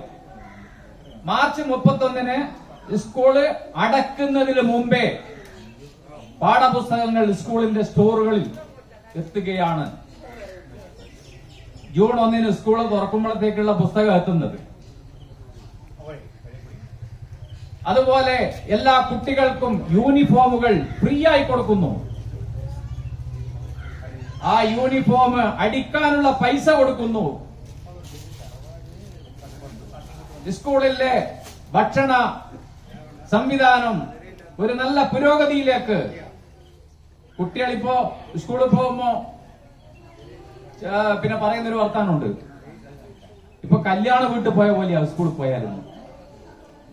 ഒരു ദിവസം സാമ്പാറ്, ഒരു ദിവസം ഇറച്ചിക്കറി, ഒരു ദിവസം മുട്ടക്കറി, ഒരു ദിവസം മറ്റുള്ള കറികൾ, പായസം ഉൾപ്പെടെയുള്ള വിഭവങ്ങൾ, ആ തരത്തിലുള്ള എല്ലാ കാര്യവും. അതുപോലെ ചെറിയ ക്ലാസ്സിലെ കുട്ടികൾക്ക് പാല്, മുട്ട. ആരോഗ്യ മേഖലയിൽ ഇത്രയേറെ പരിചരണം നടത്തുന്ന ഒരു സർക്കാർ ഏത് നാട്ടിലാണുള്ളത്? ഇതെല്ലാം നമ്മുടെ കേരളത്തിലല്ലേ ഉള്ളൂ. വേറെ എവിടെയുള്ള ഈ പറഞ്ഞ പെൻഷൻ എവിടെയാണുള്ളത്? സ്കൂൾ കുട്ടികൾക്ക് ഇതുപോലെ സൗജന്യമായി കൊടുക്കുന്ന സംവിധാനം എവിടെയാണുള്ളത്? അതുപോലെ എല്ലാ വിദ്യാലയങ്ങളും മികവിന്റെ കേന്ദ്രങ്ങളായി മാറിയില്ലേ? 6 ലക്ഷത്തിൽ പരം കുട്ടികളാണ് പ്രൈവറ്റ് സ്കൂളുകളിൽ നിന്ന് നമ്മുടെ പൊതുവിദ്യാലയങ്ങളിലേക്ക് കടന്നു വന്നത്. ഇത് വെറുതെ വന്നതാണോ? അങ്ങനെ വിദ്യാലയങ്ങളെല്ലാം നന്നാകുന്നു, ഹൈടെക് മേഖലയിലേക്ക് ഉയരുന്നു. വിദ്യാർത്ഥികൾക്ക് പഠിക്കാൻ ആവശ്യമായിട്ടുള്ള എല്ലാ സംവിധാനങ്ങളും, കമ്പ്യൂട്ടർ പോലുള്ള, അതുപോലെ ലൈബ്രറി പോലുള്ള എല്ലാ കാര്യങ്ങളും വളരെ കൃത്യമായി MLA ഫണ്ടും അതുപോലെ സർക്കാർ ഫണ്ടുകളെല്ലാം ഉപയോഗിച്ച് തദ്ദേശ സ്വയംഭരണ സ്ഥാപനങ്ങളും എല്ലാം കൂടി, അത് കേരളത്തിൽ LDF അല്ലാത്ത UDF എപ്പോഴെല്ലാം അധികാരത്തിൽ വരുന്നോ അതിനെ തകർത്ത് ഒരു കാര്യത്തിനും പറ്റാത്ത ഒരു കേന്ദ്രമായി ആ സപ്ലൈകോ മാവേലി സ്റ്റോറിനെ മാറ്റിയിരുന്നു. എന്നാൽ നമ്മുടെ ഗവൺമെന്റ് കഴിഞ്ഞ പ്രാവശ്യം അധികാരത്തിൽ വരുന്നതിന് മുമ്പേ നമ്മുടെ മുന്നണി പറഞ്ഞു, മാവേലി സ്റ്റോറിൽ അതുപോലെ സപ്ലൈകോയിൽ കിട്ടുന്ന 13 തരം പലവ്യഞ്ജന സാധനങ്ങൾ നമ്മൾ അധികാരത്തിൽ നിന്ന് വിട്ടുപോകുന്നത് വരെ ഒരു 5 പൈസ വർദ്ധിപ്പിക്കില്ല എന്ന് പ്രഖ്യാപിച്ചു. അത് മാത്രമല്ല, ഇഷ്ടത്തിന് സാധനങ്ങൾ. 1 കിലോ ചെറുപയറിന് കടയിൽ 88-90 റുപ്യ ആവുമ്പോ ഇവിടെ 44. കാറിൽ പോയ ആളെ കൂട്ടിക്കൊണ്ടുവരിക അല്ല ചേട്ടാ, അങ്ങനെയല്ലേ? കാറിട്ട് ഇങ്ങനെ അട്ടിക്ക് വെച്ചിട്ട് അത് നേരെ തിരിച്ചു വെക്കും, അങ്ങനെയല്ലേ? അപ്പൊ അങ്ങനെയാണ്. അപ്പൊ ഇപ്പൊ നമ്മുടെ റേഷൻ കടയുടെ സ്ഥിതി എന്നാ. ഇപ്പൊ നിങ്ങൾക്ക് എവിടെ പോയാലും, ഇപ്പം പെട്ടിപ്പാലത്ത് പോയാലും ശരി, കാഞ്ഞിരത്തിങ്കളിൽ പോയാലും ശരി, ചുക്ലി പോയാലും ശരി, ഒളവിത്തായാലും ശരി, ഏത് റേഷൻ കടയിൽ നിന്നാ നിങ്ങളെ കാർഡ് കൊണ്ടുപോയാൽ നിങ്ങളെ സാധനം കിട്ടും. അത് മാത്രമല്ല, റേഷൻ കടക്കാരന് ഒരു പുത്തൻ ഉണർവ് വന്നിട്ടുണ്ട്. റേഷൻ കടക്കാരന് നിശ്ചിത ശമ്പളം ഏർപ്പെടുത്തി നമ്മുടെ ഗവൺമെന്റ്. പണ്ട് തുറക്കാൻ മനസ്സുണ്ടാവില്ല താക്കോലെടുത്തിട്ട് പോയിട്ട്. നേരിന്നെ പറയുന്നേ, ഞാൻ കളവൊന്നും പറയുന്നില്ല. തുറക്കാൻ മനസ്സുണ്ടാവില്ല. ഇത് താക്കോലെടുത്തിട്ട് പോയിട്ട് ഈ ചെറിയ കമ്മീഷനാണ് കിട്ടുക. ഇനി അതല്ല കുറെ വേർപ്പു, പിന്നെ അങ്ങനെ തൂക്കിക്കൊടുക്കുന്ന സാധനം ഇങ്ങെത്തുമ്പോഴത്തെ ആ തൂക്കം ഉണ്ടാവില്ല. ആ തരത്തിലാണ് റേഷൻ കടയിലുള്ള ആളുകൾ ജീവിച്ചു പോകുന്നത്. ഇന്ന് അവർക്ക് നിശ്ചിത ശമ്പളം ഏർപ്പെടുത്തുന്നു, ഓരോ കാർഡിനും ഇൻസെന്റീവ് ഏർപ്പെടുത്തുന്നു. അങ്ങനെ മോശമില്ലാത്ത ഒരു വരുമാനമായി ആ മേഖല മാറി. ഇപ്പൊ ഞാൻ നേരത്തെ പറഞ്ഞ ഇപ്പൊ സ്കൂളിന്റെ പാചക തൊഴിലാളികൾക്ക് സർക്കാർ പറഞ്ഞു, ഈ 2 മാസം പൂട്ടിക്കിടക്കുമ്പോഴും വെക്കേഷൻ അവധിക്ക് പൂട്ടുമല്ലോ സ്കൂള്. അപ്പൊ അന്നേരവും നിങ്ങൾ അലവൻസ് വാങ്ങണം. അത് അവിടുത്തെ PTA ഫണ്ട്, മറ്റുള്ള ഫണ്ട് എല്ലാം ഉപയോഗിച്ച് ആ തരത്തിൽ അതിന്റെ കാര്യങ്ങൾ ഏർപ്പെടുത്തും. പിന്നെ നമ്മുടെ ഗവൺമെന്റ് പ്രഖ്യാപിച്ചു, നമ്മുടെ നാട്ടിൽ, നമ്മുടെ കേരളത്തിൽ വിശക്കുന്ന ഒരാൾ ഉണ്ടാകാൻ പാടില്ല. വിശപ്പ് സഹിച്ച് നമ്മുടെ നാട്ടിലുള്ള പിന്നെ ഒരാളുകളും പിന്നെ പാടില്ല എന്നാണ് ഗവൺമെന്റിന്റെ നയം. അങ്ങനെയാ നമ്മുടെ ജനകീയ ഹോട്ടലും കാര്യങ്ങളിലും വന്നു. ഇപ്പൊ 20 ഉറുപ്പ്യക്ക് ചോറ്. ഒരു 1, 2, 3 ആളുകളുള്ള ഒരു വീട് എന്നാണ് ഇന്ന് വെച്ചോളിങ്ങള്. മീൻ വാങ്ങാൻ 100 ഉറുപ്പ്യ വേണം അല്ലേ? മറ്റുള്ള സാധനങ്ങൾ, ഗ്യാസ്, അതിന്റെ അനുബന്ധ ചെലവുകൾ, അരി, മറ്റുള്ള സാധനങ്ങൾ എല്ലാം ആവുമ്പോൾ എത്രയാവും പൈസ? ഈ 3 ആൾക്ക് ചോറുവാണെങ്കിൽ 60 ഉറുപ്പ്യ വേണ്ടു. ഇനി നിങ്ങളുടെ അടുത്ത് പൈസ ഇല്ല, എന്റെ അടുത്ത് പൈസ ഇല്ല, ഭക്ഷണം കഴിക്കാൻ ഗതിയില്ല എന്ന് പറഞ്ഞാൽ ജനകീയ ഹോട്ടലിൽ പോയി നിങ്ങൾക്ക് ധൈര്യപൂർവ്വം കയറി ചെന്ന് ഭക്ഷണം കഴിക്കാം. അതിനൊരു തടസ്സം ഉണ്ടാവില്ല. അതാ ഗവൺമെന്റ്. അതുകൊണ്ടാ വീണ്ടും അധികാരത്തിൽ വന്നത്. അതുകൊണ്ട് പ്രിയപ്പെട്ടവരെ, ഈ തരത്തിലുള്ള ഗവൺമെന്റിനെ സംരക്ഷിക്കണം. ഇതെല്ലാം നമ്മുടെ പാർട്ടിയുടെ കാഴ്ചപ്പാട്. 1957 മുതൽ EMSന്റെ മന്ത്രിസഭ മുതൽ അവരെയൊന്നും ഭരിക്കാൻ അനുവദിച്ചിട്ടില്ല. മുണ്ടശ്ശേരി മാഷ് ആ വിദ്യാഭ്യാസ നയം തുടർന്ന് ഇപ്പോഴാണ് അത് കേരളത്തിൽ പ്രാബല്യത്തിൽ ശരിക്കും അത് പൂർത്തിയാവുന്നത്. ഇതിനു മുമ്പേ കണ്ടില്ലേ, നമ്മളെ 87 വന്ന അധികാരത്തിൽ നായനാരുടെ പിന്നെ ഗവൺമെന്റ് ആണ് സാക്ഷരതാ യജ്ഞം. എല്ലാ മാവിന്റെ ചോട്ടിലും ക്ലാസ്, അക്ഷരം അറിഞ്ഞുകൂടാത്ത എല്ലാവരും അക്ഷരം പഠിപ്പിച്ച്. പ്രായമുള്ള ആളുകൾക്ക് അന്ന് സ്കൂളിൽ പോകാൻ ഗതിയില്ലാതെ പിന്നെ വീട്ടിലെ ദാരിദ്ര്യം കൊണ്ട് സ്കൂളിൽ പോകാൻ പറ്റും, ഒരു അക്ഷരം പഠിക്കാനാവാതിരുന്ന ആളുകൾക്കെല്ലാം അക്ഷരം പറഞ്ഞു കൊടുത്ത ഒരു സർക്കാരാണ് അന്ന് കേരളം ഭരിച്ചത്. അപ്പൊ അങ്ങനെ എല്ലാ കാര്യത്തിലും ഇപ്പൊ ഇതാ ഫോൺ വരുന്നു. ഇപ്പൊ എല്ലാവരുടെ അടുത്തും ഫോൺ ഉണ്ടല്ലോ. കുട്ടികളെ എടുത്തുകൊണ്ട്, സ്ത്രീകളെ എടുത്തുകൊണ്ട്, പുരുഷന്മാരെ എടുത്തുകൊണ്ട്, എല്ലാവരുടെ അടുത്തും ഫോണുണ്ട്. ഫോണില്ലാണ്ട് ഇന്ന് ജീവിക്കാനാവില്ല. ഇതാ വരുന്നു ഫോൺ. അപ്പൊ അന്നേരം പിന്നെ വലിയ കുത്തക മുതലാളിമാർക്ക് കൊള്ളുന്നുണ്ട്. BPL കുടുംബമാണെങ്കിൽ അവർക്ക് സൗജന്യമായി നെറ്റ് സംവിധാനം വരികയാണ്. അതിന്റെ വിശദാംശങ്ങൾക്കൊന്നും ഞാൻ പോകുന്നില്ല. അതുപോലെ ഗെയിൽ പൈപ്പ് ലൈൻ എല്ലാ വീടുകളിലേക്കും പിന്നെ ഗ്യാസ് വളരെ ചുരുങ്ങിയ പൈസക്ക് എത്തുകയാണ്. അതിനുള്ള കാര്യങ്ങളെല്ലാം നടത്തി ഇങ്ങനെ മുന്നോട്ട് പോവുകയാണ് ഗവൺമെന്റ്. അപ്പൊ എന്നാൽ നമ്മുടെ 2 വർത്താനം കേന്ദ്ര ഗവൺമെന്റിനെ കുറിച്ച് പറയാണ്ടും ഇരിക്കാൻ നിർവാഹമില്ല. അതുകൊണ്ട് 2 വർത്താനം ഞാൻ പറഞ്ഞ് അവസാനിപ്പിക്കുന്നു. കേന്ദ്ര ഗവൺമെന്റ് 11 മാസത്തിലധികമായി കർഷകർ നമ്മുടെ രാജ്യ തലസ്ഥാനത്ത് സമരത്തിലാണ്. അവരെ വണ്ടി കയറ്റി കൊലപ്പെടുത്തുകയാണ്. അവരെ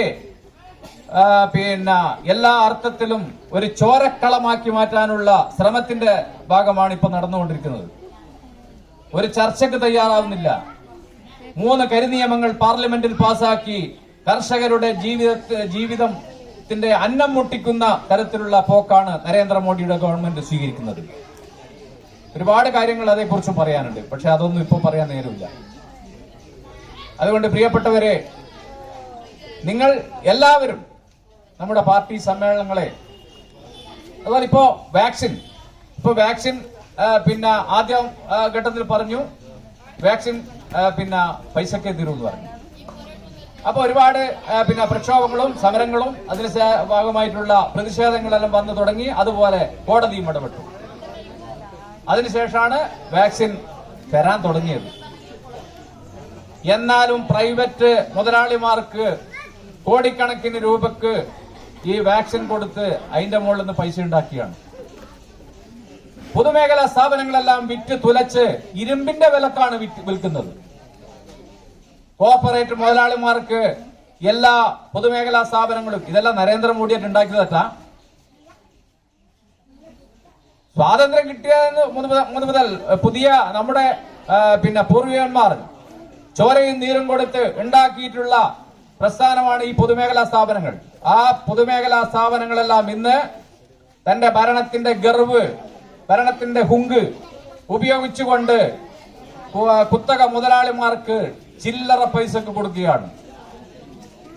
വിമാനത്താവളങ്ങൾ, റെയിൽവേ സ്റ്റേഷനുകൾ, LIC, ആ തരത്തിലുള്ള എല്ലാ സ്ഥാപനങ്ങളും വിറ്റ് തുലച്ചുകൊണ്ട് അവസാനത്തിന്റെ കളിയാണ് ഇപ്പൊ കളിക്കുന്നത്. നിങ്ങൾക്കറിയാലോ പെട്രോളിന്റെയും ഡീസലിന്റെയും വില.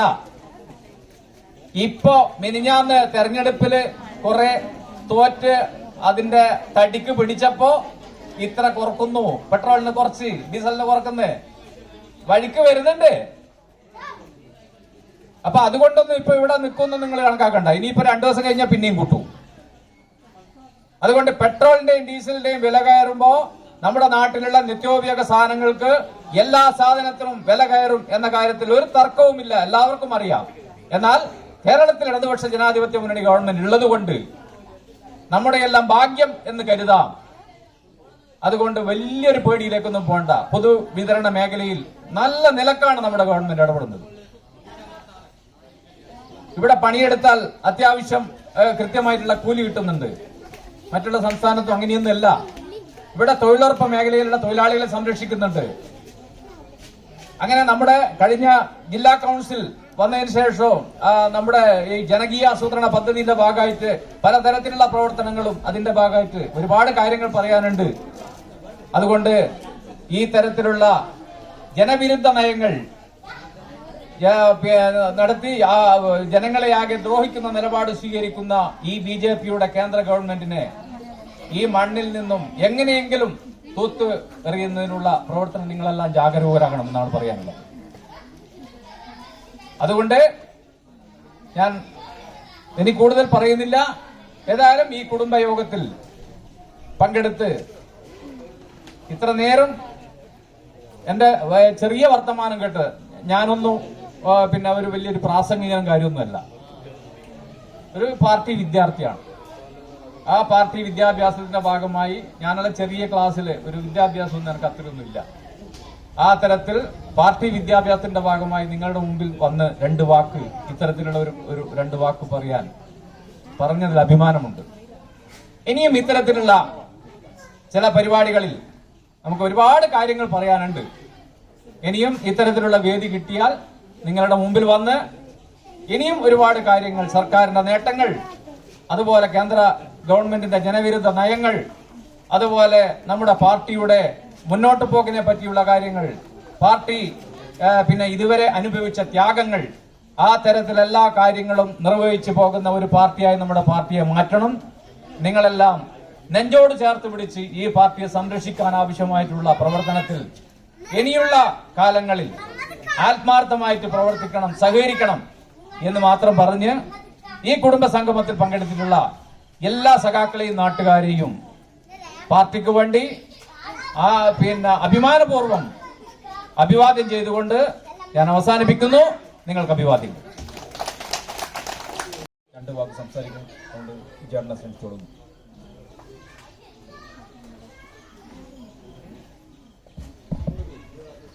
ബഹുമാനപ്പെട്ട അധ്യക്ഷൻ, ഇവിടെ ഈ പരിപാടിയിൽ പങ്കെടുത്തുകൊണ്ടിരിക്കുന്ന പ്രിയപ്പെട്ടവരെ, എന്തുകൊണ്ടാണ് ഇങ്ങനെ ഒരു പരിപാടി സംഘടിപ്പിച്ചെന്നുള്ളത് നേരത്തെ സംസാരിച്ച ശ്രീ ഭാസ്കരൻ സൂചിപ്പിക്കുന്നു. ഞാനിവിടെ പങ്കെടുക്കാൻ വേണ്ടി നിശ്ചയിക്കപ്പെട്ട ഒരാളല്ല, യാദൃശ്യമായി ഇവിടെ എത്തിപ്പെട്ടതാണ്. എനിക്ക് നിശ്ചയിച്ചൊരു പരിപാടി നടക്കാത്തതിൻ്റെ ഭാഗമായിട്ടാണ് ഇങ്ങോട്ട് വന്നത്. പൊതുവിൽ വലിയ വിപുലമായിട്ടുള്ള രാഷ്ട്രീയ കാര്യങ്ങൾ നമ്മുടെ രാജ്യത്തെയും സംസ്ഥാനത്തെയും എല്ലാം ബാധിക്കുന്ന വിഷയങ്ങൾ സംബന്ധിച്ച് ഭാസ്കരനോട് വിശദീകരിക്കുന്നു. നമ്മുടെ രാജ്യം വളരെ ഗുരുതരമായ ചില പ്രതിസന്ധികൂടെ കടന്നുപോയിക്കൊണ്ടിരിക്കുകയാണ്. ഒരുപക്ഷേ രാജ്യത്ത് ഏറ്റവും അധികം പ്രതിസന്ധി അഭിമുഖീകരിക്കുന്ന ഒരു പ്രധാനപ്പെട്ട മേഖല നമ്മുടെ കാർഷിക മേഖലയാണ്. ഇന്ത്യ രാജ്യത്തെക്കുറിച്ച് സാധാരണ നമ്മൾ പറയാറ് കാർഷിക പ്രധാനമായ ഒരു രാജ്യമാണ്. ജനസംഖ്യയുടെ ഏതാണ്ട് 70% ആളുകൾ കൃഷിയെ ആശ്രയിച്ചാണ് കഴിയുന്നത്. ഇപ്പോഴും അങ്ങനെ തന്നെയാണ്. എന്നാൽ കൃഷിക്കാരന് മാത്രം രക്ഷയില്ലാത്തൊരവസ്ഥയിലേക്കാണ് രാജ്യം നീങ്ങിക്കൊണ്ടിരിക്കുന്നത്. 1990-കളിൽ ആരംഭിച്ച ഒരു പ്രതിസന്ധിയുടെ ഭാഗമായിട്ടാണ് ഇന്ത്യയുടെ കാർഷിക മേഖല ഇങ്ങനെ ഗുരുതരമായ അവസ്ഥയിലേക്ക് എത്തിയിട്ടുള്ളത്. അതിന്റെ ഭാഗമായി രാജ്യത്ത് ഉൽപ്പാദിപ്പിക്കുന്ന കാർഷികോൽപ്പന്നങ്ങളെല്ലാം വിദേശ രാജ്യങ്ങളിൽ ഇറക്കുമതി ചെയ്യാൻ വേണ്ടി ഒരു ഘട്ടത്തിൽ ഗവൺമെന്റ് തീരുമാനിച്ചു. അപ്പോഴാണ് നമ്മുടെ കാർഷിക മേഖല തകരാൻ തുടങ്ങിയത്. അത് തകർന്ന് തരിപ്പണമായി. ഇന്നിപ്പോൾ BJP ഗവൺമെന്റ് ഭരിക്കുമ്പോൾ BJP യഥാർത്ഥത്തിൽ 2014 തെരഞ്ഞെടുപ്പിൽ ജനങ്ങളോട് പറഞ്ഞൊരു പ്രധാനപ്പെട്ട മുദ്രാവാക്യമുണ്ട്. തെരഞ്ഞെടുപ്പ് പ്രകടനത്തിൽ എഴുതി വെച്ചാണ് തങ്ങൾ അധികാരത്തിൽ വന്നാൽ കാർഷിക മേഖലയെ സംരക്ഷിക്കാൻ ആവശ്യമായ രീതിയിൽ കൃഷിക്കാരൻ അവന്റെ ഉൽപ്പാദന ചെലവിന്റെ 1.5 മടങ്ങ് ഞങ്ങൾ സബ്സിഡി അല്ലെങ്കിൽ സൗജന്യം കൊടുക്കും.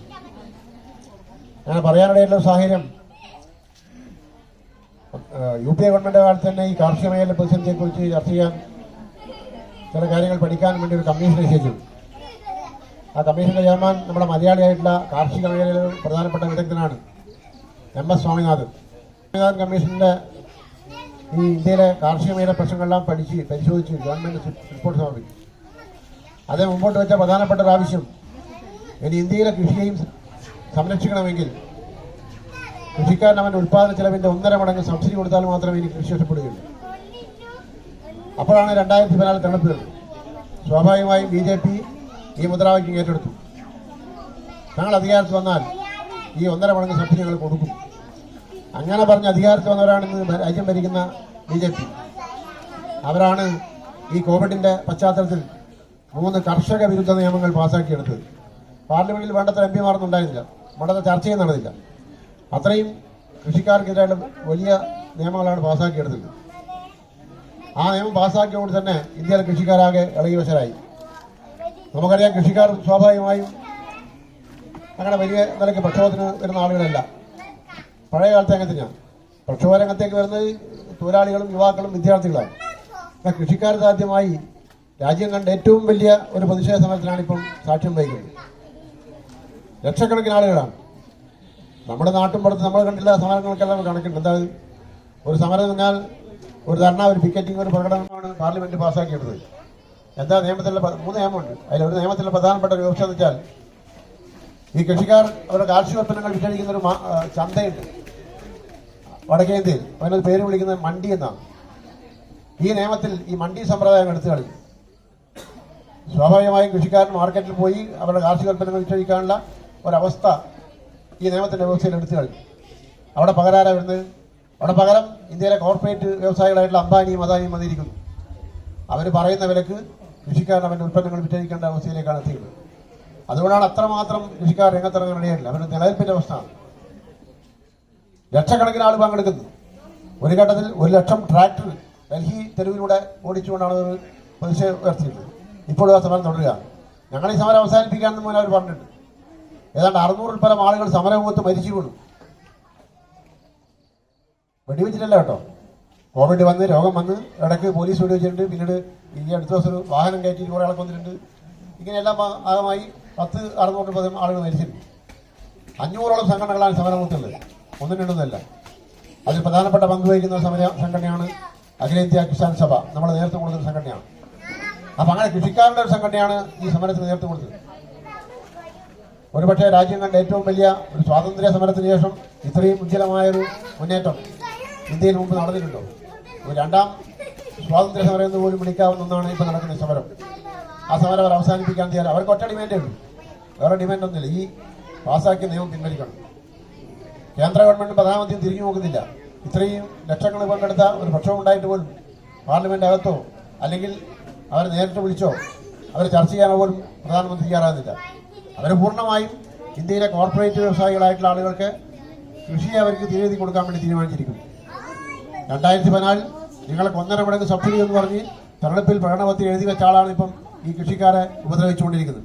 അവർ പറയുന്നത് 2024 വരെ ഞങ്ങൾ ഈ സമരം തുടരുന്ന. എന്താ 2024 പ്രാധാന്യം? 2024 ഇന്ത്യയിലെ പാർലമെന്റ് തെരഞ്ഞെടുപ്പ് നടക്കേണ്ടത്. ആ പാർലമെന്റ് തെരഞ്ഞെടുപ്പ് വരെയും ഞങ്ങൾ ഈ സമരം തുടരും. എന്നുവെച്ചാൽ പാർലമെന്റ് തെരഞ്ഞെടുപ്പ് ആകുമ്പോഴേക്കും ഈ ഗവൺമെന്റിനെ മാറ്റാനുള്ള ശക്തി ഞങ്ങൾക്കുണ്ട് എന്നുള്ളതാണ് തെളിയിക്കപ്പെട്ടിട്ടുണ്ട്. അതിന് ലക്ഷണങ്ങൾ കണ്ടു തുടങ്ങിയിരിക്കുന്നു. ഈ കഴിഞ്ഞ ദിവസം നടന്ന തെരഞ്ഞെടുപ്പ്, നേരത്തെ ഇന്ത്യയിൽ 5 സംസ്ഥാനങ്ങൾ തെരഞ്ഞെടുപ്പ് നടന്നു. ആ ഘട്ടത്തിൽ അവർ പറഞ്ഞു ഞങ്ങൾ ഈ സംസ്ഥാനങ്ങളിൽ പോയി പ്രചരണം നടത്താൻ വേണ്ടി പോകാം. അവർ കേരളത്തിൽ വന്നു, തമിഴ്നാട്ടിൽ പോയി, ബംഗാളിൽ പോയി, ആസാമിലെല്ലാം പോയി. 5 സംസ്ഥാനങ്ങൾ തെരഞ്ഞെടുപ്പ് നടന്നു. ഈ 5 സംസ്ഥാനങ്ങൾ ആസാമിന് മാത്രമാണ് വെറും 0.78% ഭൂരിപക്ഷം BJP കിട്ടിയത്. ബാക്കി എല്ലാവരുടെയും കേരളത്തിൽ കിട്ടിയില്ല, തമിഴ്നാട്ടിൽ കിട്ടിയില്ല, ബംഗാൾ അവർ വന്നു എന്നൊക്കെയാണ് പത്രങ്ങളൊന്നും എഴുതിയത്. പക്ഷേ BJPക്ക് വരാൻ കഴിയില്ല, അവിടെ മാതാവ് വിജയമാണ്. ആസാമിന് മാത്രമാണ് നേരിയ ഭൂരിപക്ഷം കിട്ടിയത്.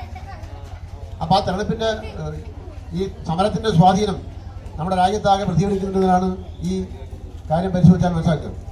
ഈ കഴിഞ്ഞ തെരഞ്ഞെടുപ്പിൽ, ഈ ഉപതെരഞ്ഞെടുപ്പിൽ നടന്ന തെരഞ്ഞെടുപ്പോൾ BJPക്ക് ഉണ്ടായുള്ള കനത്ത തിരിച്ചടിയാണ് അവർ ഈ കഴിഞ്ഞ ദിവസം പെട്രോളിന്റെ ഡീസലിന്റെ മേലെ ഏതാണ് ചില്ലറ പൈസ കുറക്കാൻ വേണ്ടി തയ്യാറായി. വലിയ പൈസ വർദ്ധിപ്പിച്ചു, അതിൽ ചെറിയ പൈസ കുറച്ചു. അത് വലിയ നിലക്ക് കൊട്ടിഘോഷിക്കുകയാണ്. പെട്രോളിയം ഉൽപ്പന്നങ്ങളുടെ വിലവർദ്ധനമാണ് നമ്മുടെ രാജ്യത്തെ വിലക്കയറ്റത്തിന്റെ ഏറ്റവും പ്രധാനപ്പെട്ട കാര്യം. നമുക്കറിയാവുന്ന പോലെ ലോകത്തിലെ ഏറ്റവും വലിയ ഇന്ധനം ഇന്ന് എണ്ണയാണ്. നമ്മുടെ രാജ്യത്തില്ല. നമുക്ക് ആവശ്യമുള്ളതിൻ്റെ ഒരു 4 ഭാഗം മാത്രമേ ഇന്ത്യയിൽ ഉൽപ്പാദിപ്പിക്കൂ. ഇവിടെ ബോംബെയിലും ആസാമിലൊക്കെ എണ്ണപ്പാടങ്ങളുണ്ട്. കഴിച്ച് ബാക്കി വരുന്ന മുഴുവൻ നമ്മൾ വിദേശങ്ങളിൽ നിന്ന് ഇറക്കുമതിയാണ്. അത് ഗൾഫ് മേഖലയിലാണ് എണ്ണ സമ്പത്ത് കേന്ദ്രീകരിച്ചിട്ടുള്ളത്. ഇറാഖ്, ഇറാൻ തുടങ്ങിയ രാജ്യങ്ങൾ. അപ്പോൾ ആ രാജ്യങ്ങളിൽ നിന്ന് ഇറക്കുമതിയാണ്. പെട്രോളും ഡീസലുമായിട്ടല്ല, ക്രൂഡ് ഓയിലാണ്. ആ ക്രൂഡ് ഓയിലിന് വില നിശ്ചയിക്കുന്നത് അമേരിക്കയുടെ ഡോളറിനെ അടിസ്ഥാനപ്പെടുത്തിയാണ്. ഒരു വീപ്പക്ക്, ഒരു ബാരലിന് ഇത്ര ഡോളർ വിലയെന്നാണ് നിശ്ചയിച്ചത്. $140 വരെ വിലയുണ്ടായിരുന്ന ഒരു ഘട്ടത്തിൽ BJP അധികാരത്തിന് തൊട്ട് മുമ്പായി. അന്ന് 40-45 രൂപയ്ക്ക് ഇന്ത്യയിൽ നമ്മളെ പെട്രോൾ ഡീസൽ വില ചെയ്തു. ലോക മാർക്കറ്റിൽ ഈ ക്രൂഡ് ഓയിലിന്റെ വില ഇടിഞ്ഞിരിക്കുന്നു. $40 വരെയായിട്ടുള്ള അവസ്ഥ ഉണ്ടായി. ഇനിയിപ്പോൾ 75-80 ഇപ്പോൾ $140 ഉണ്ടായപ്പോൾ 40 ലിറ്റർ പെട്രോൾ ഡീസൽ ഇന്ന് 70-80 ആയിട്ട് പോലും ഇപ്പൊ എത്ര വിൽക്കുന്നത്. അപ്പൊ ഇതില് വളരെ പ്രധാനപ്പെട്ട ഒരു കാര്യം, ഇതിന്റെ വില നിശ്ചയിക്കുന്നതുമായി ബന്ധപ്പെട്ട് 95-98 കാലഘട്ടങ്ങളിൽ പാർട്ടി മെമ്പറും കൂടാതെ LC മെമ്പറുമായിരുന്ന ഗംഗാധരൻ മാഷറെ പൊന്നാട അണിയിച്ച് ആദരിക്കുവാൻ KP വിജയേട്ടനെ ക്ഷണിക്കുന്നു.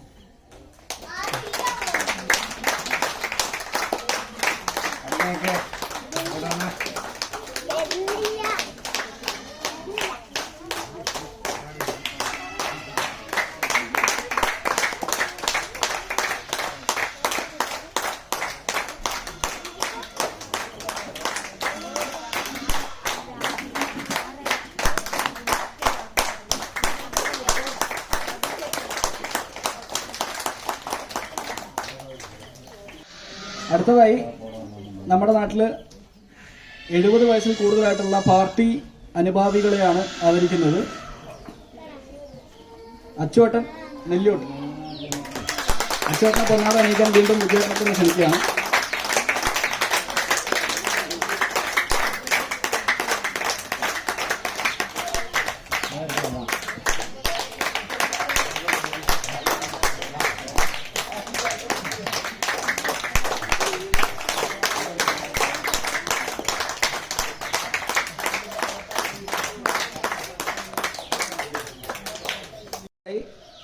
ആയിഷ കൊല്ലന്റെ അവിടെ വന്നിട്ടുണ്ടോ? ഇല്ല. നാണയെടുത്തി നെല്ലിയോട്ട്.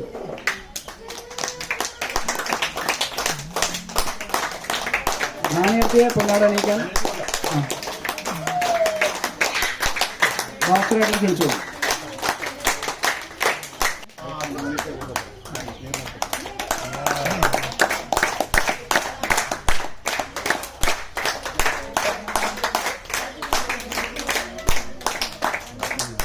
പാർട്ടി അനുഭാവി ആയിഷ ഇടക്കുടി.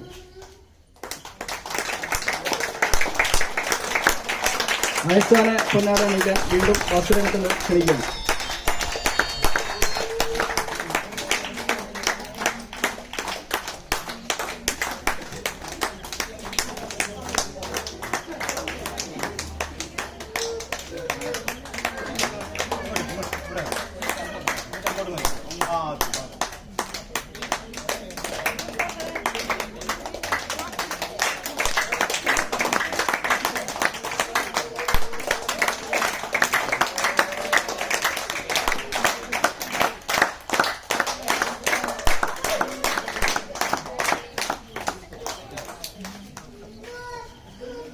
+2 ഉന്നത വിജയം നേടിയ വിദ്യാർത്ഥിനികൾക്കുള്ള ആദരവാണ്, അനുമോദനങ്ങളാണ്. അനുമോദിക്കുവാൻ വേണ്ടി ഗംഗമ്മാശെ ക്ഷണിക്കുന്നു. ആദ്യത്തെ ആൾ സാനിയ ശശി.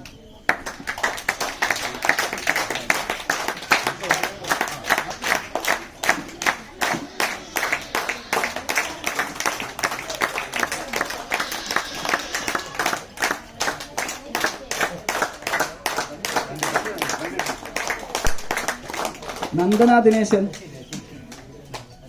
ഗംഗമ്മാശ.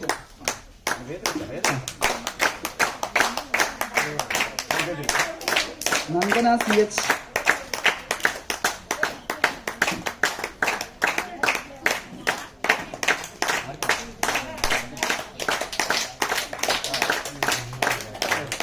SSLC വിഭാഗത്തിലും ഗംഗമ്മാശ തന്നെയാണ് അനുമോദനം നൽകുന്നത്. നിത ഷെറിൻ.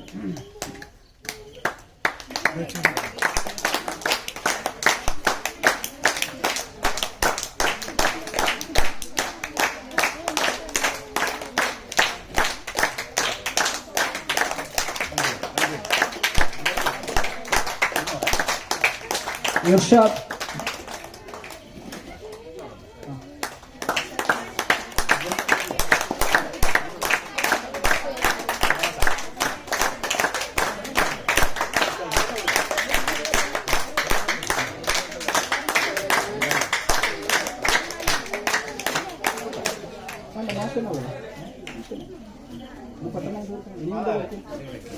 മുഹമ്മദ് മിഷാൻ.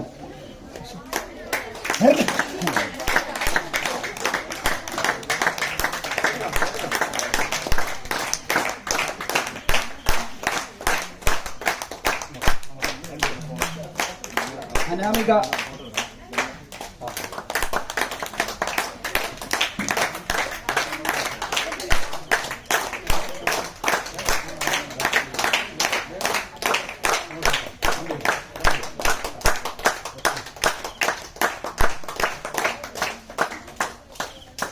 നന്ദി മാഷേ.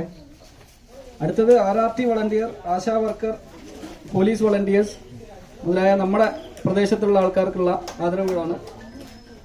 Jishnu CH RRT volunteer. ഇല്ല. Arshid police volunteer. അർഷിദിനെ ഫലകം നൽകാൻ വിജയം ശ്രമിക്കുന്നു.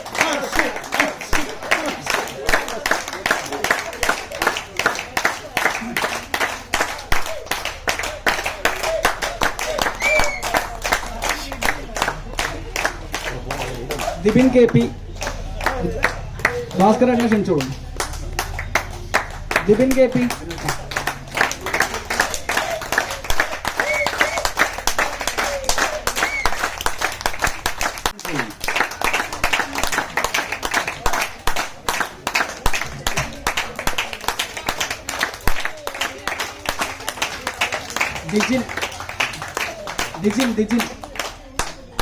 ദിജിന് ഫലകം നൽകാൻ വീണ്ടും ചിത്രേട്ടനെ ക്ഷണിക്കുന്നു.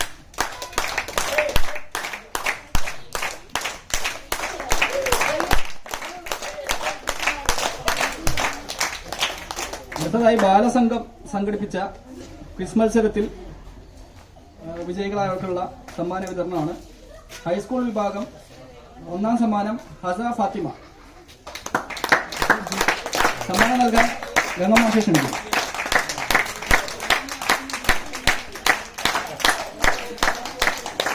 മറ്റൊരു ഒന്നാം സമ്മാനം കൂടെ ഉണ്ട്. ആസിഫ് വീണ്ടും ഗംഗമാഷെ തന്നെ ക്ഷണിക്കുന്നു.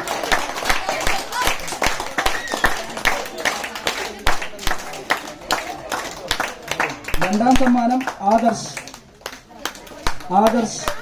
ഇല്ല. ഓക്കെ, അടുത്തത് UP വിഭാഗമാണ്. UP വിഭാഗത്തിൽ സമ്മാനം നൽകാൻ ഭാസ്കരേട്ടനെ ക്ഷണിക്കുന്നു. ഒന്നാം സമ്മാനം ഹാദിയ ഷെറിൻ.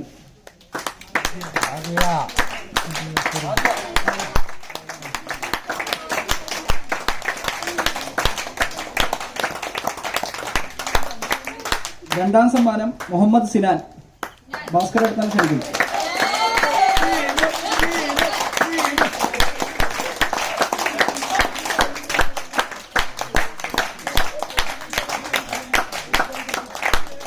രണ്ടാം സമ്മാനങ്ങൾ 4 പേര് പങ്കിട്ടതാണ്. ഭാസ്കരേട്ടൻ തന്നെ ക്ഷണിക്കുകയാണ്. മുഹമ്മദ് റസിൻ, മുഹമ്മദ് ഇത്തിഷാം,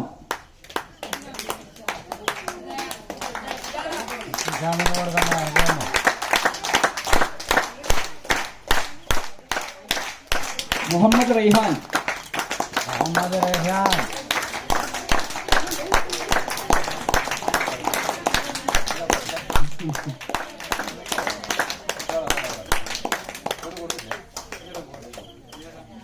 മൂന്നാം സമ്മാനം സംവേദ്.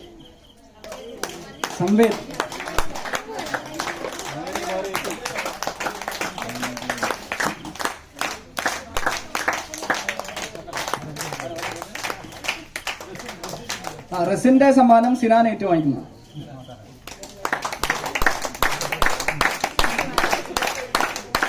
നന്ദി ഭാസ്കരേട്ടാ. ഇതോടുകൂടെ ഇന്നത്തെ നമ്മുടെ ആദരവും അനുമോദനങ്ങളും അവസാനിക്കുകയാണ്. അടുത്തതായി ഗംഗമാഷെ ആശംസകൾ അറിയിക്കാൻ ക്ഷണിക്കുകയാണ്.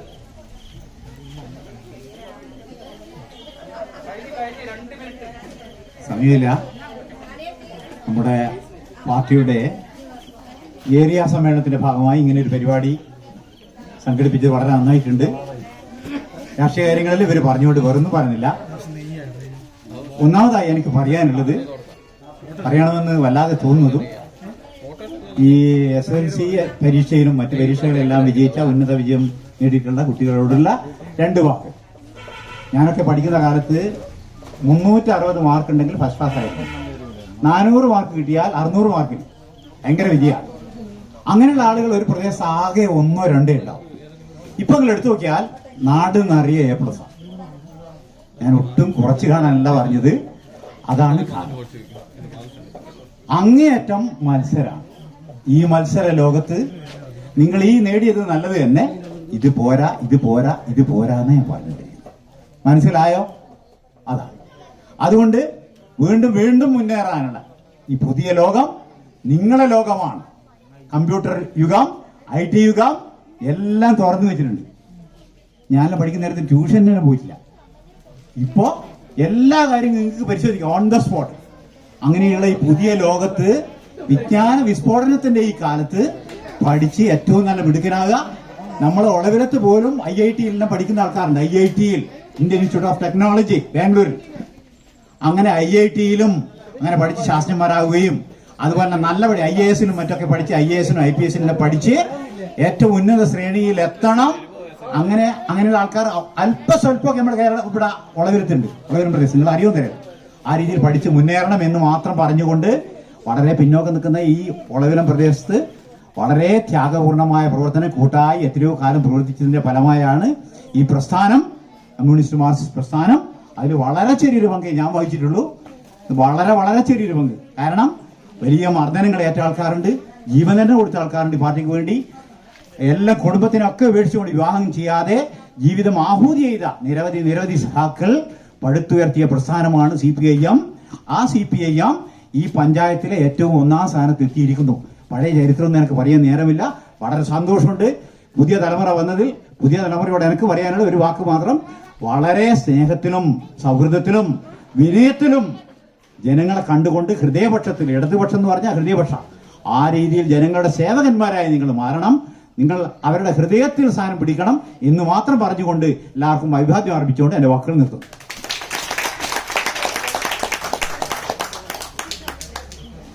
ഇവിടെ പങ്കെടുത്തിട്ട് സമ്മാനം കിട്ടാത്ത ആരെങ്കിലും ഉണ്ടോ? പേരുള്ള സമ്മാനം കിട്ടാൻ വിളിക്കാൻ വിട്ടുപോയ ആരെങ്കിലും ഉണ്ടെങ്കിൽ ഒന്ന് കടന്നു വരണം. ആരാളുള്ള ആരെങ്കിലും ഉണ്ടോ?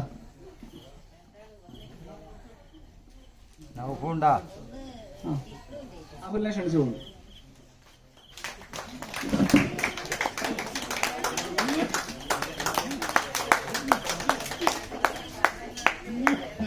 മാനൂർ ഏരിയ സമ്മേളനത്തിനായി ചെങ്കരത്ത് കുടുംബ കൂട്ടായ്മയിൽ പങ്കെടുത്ത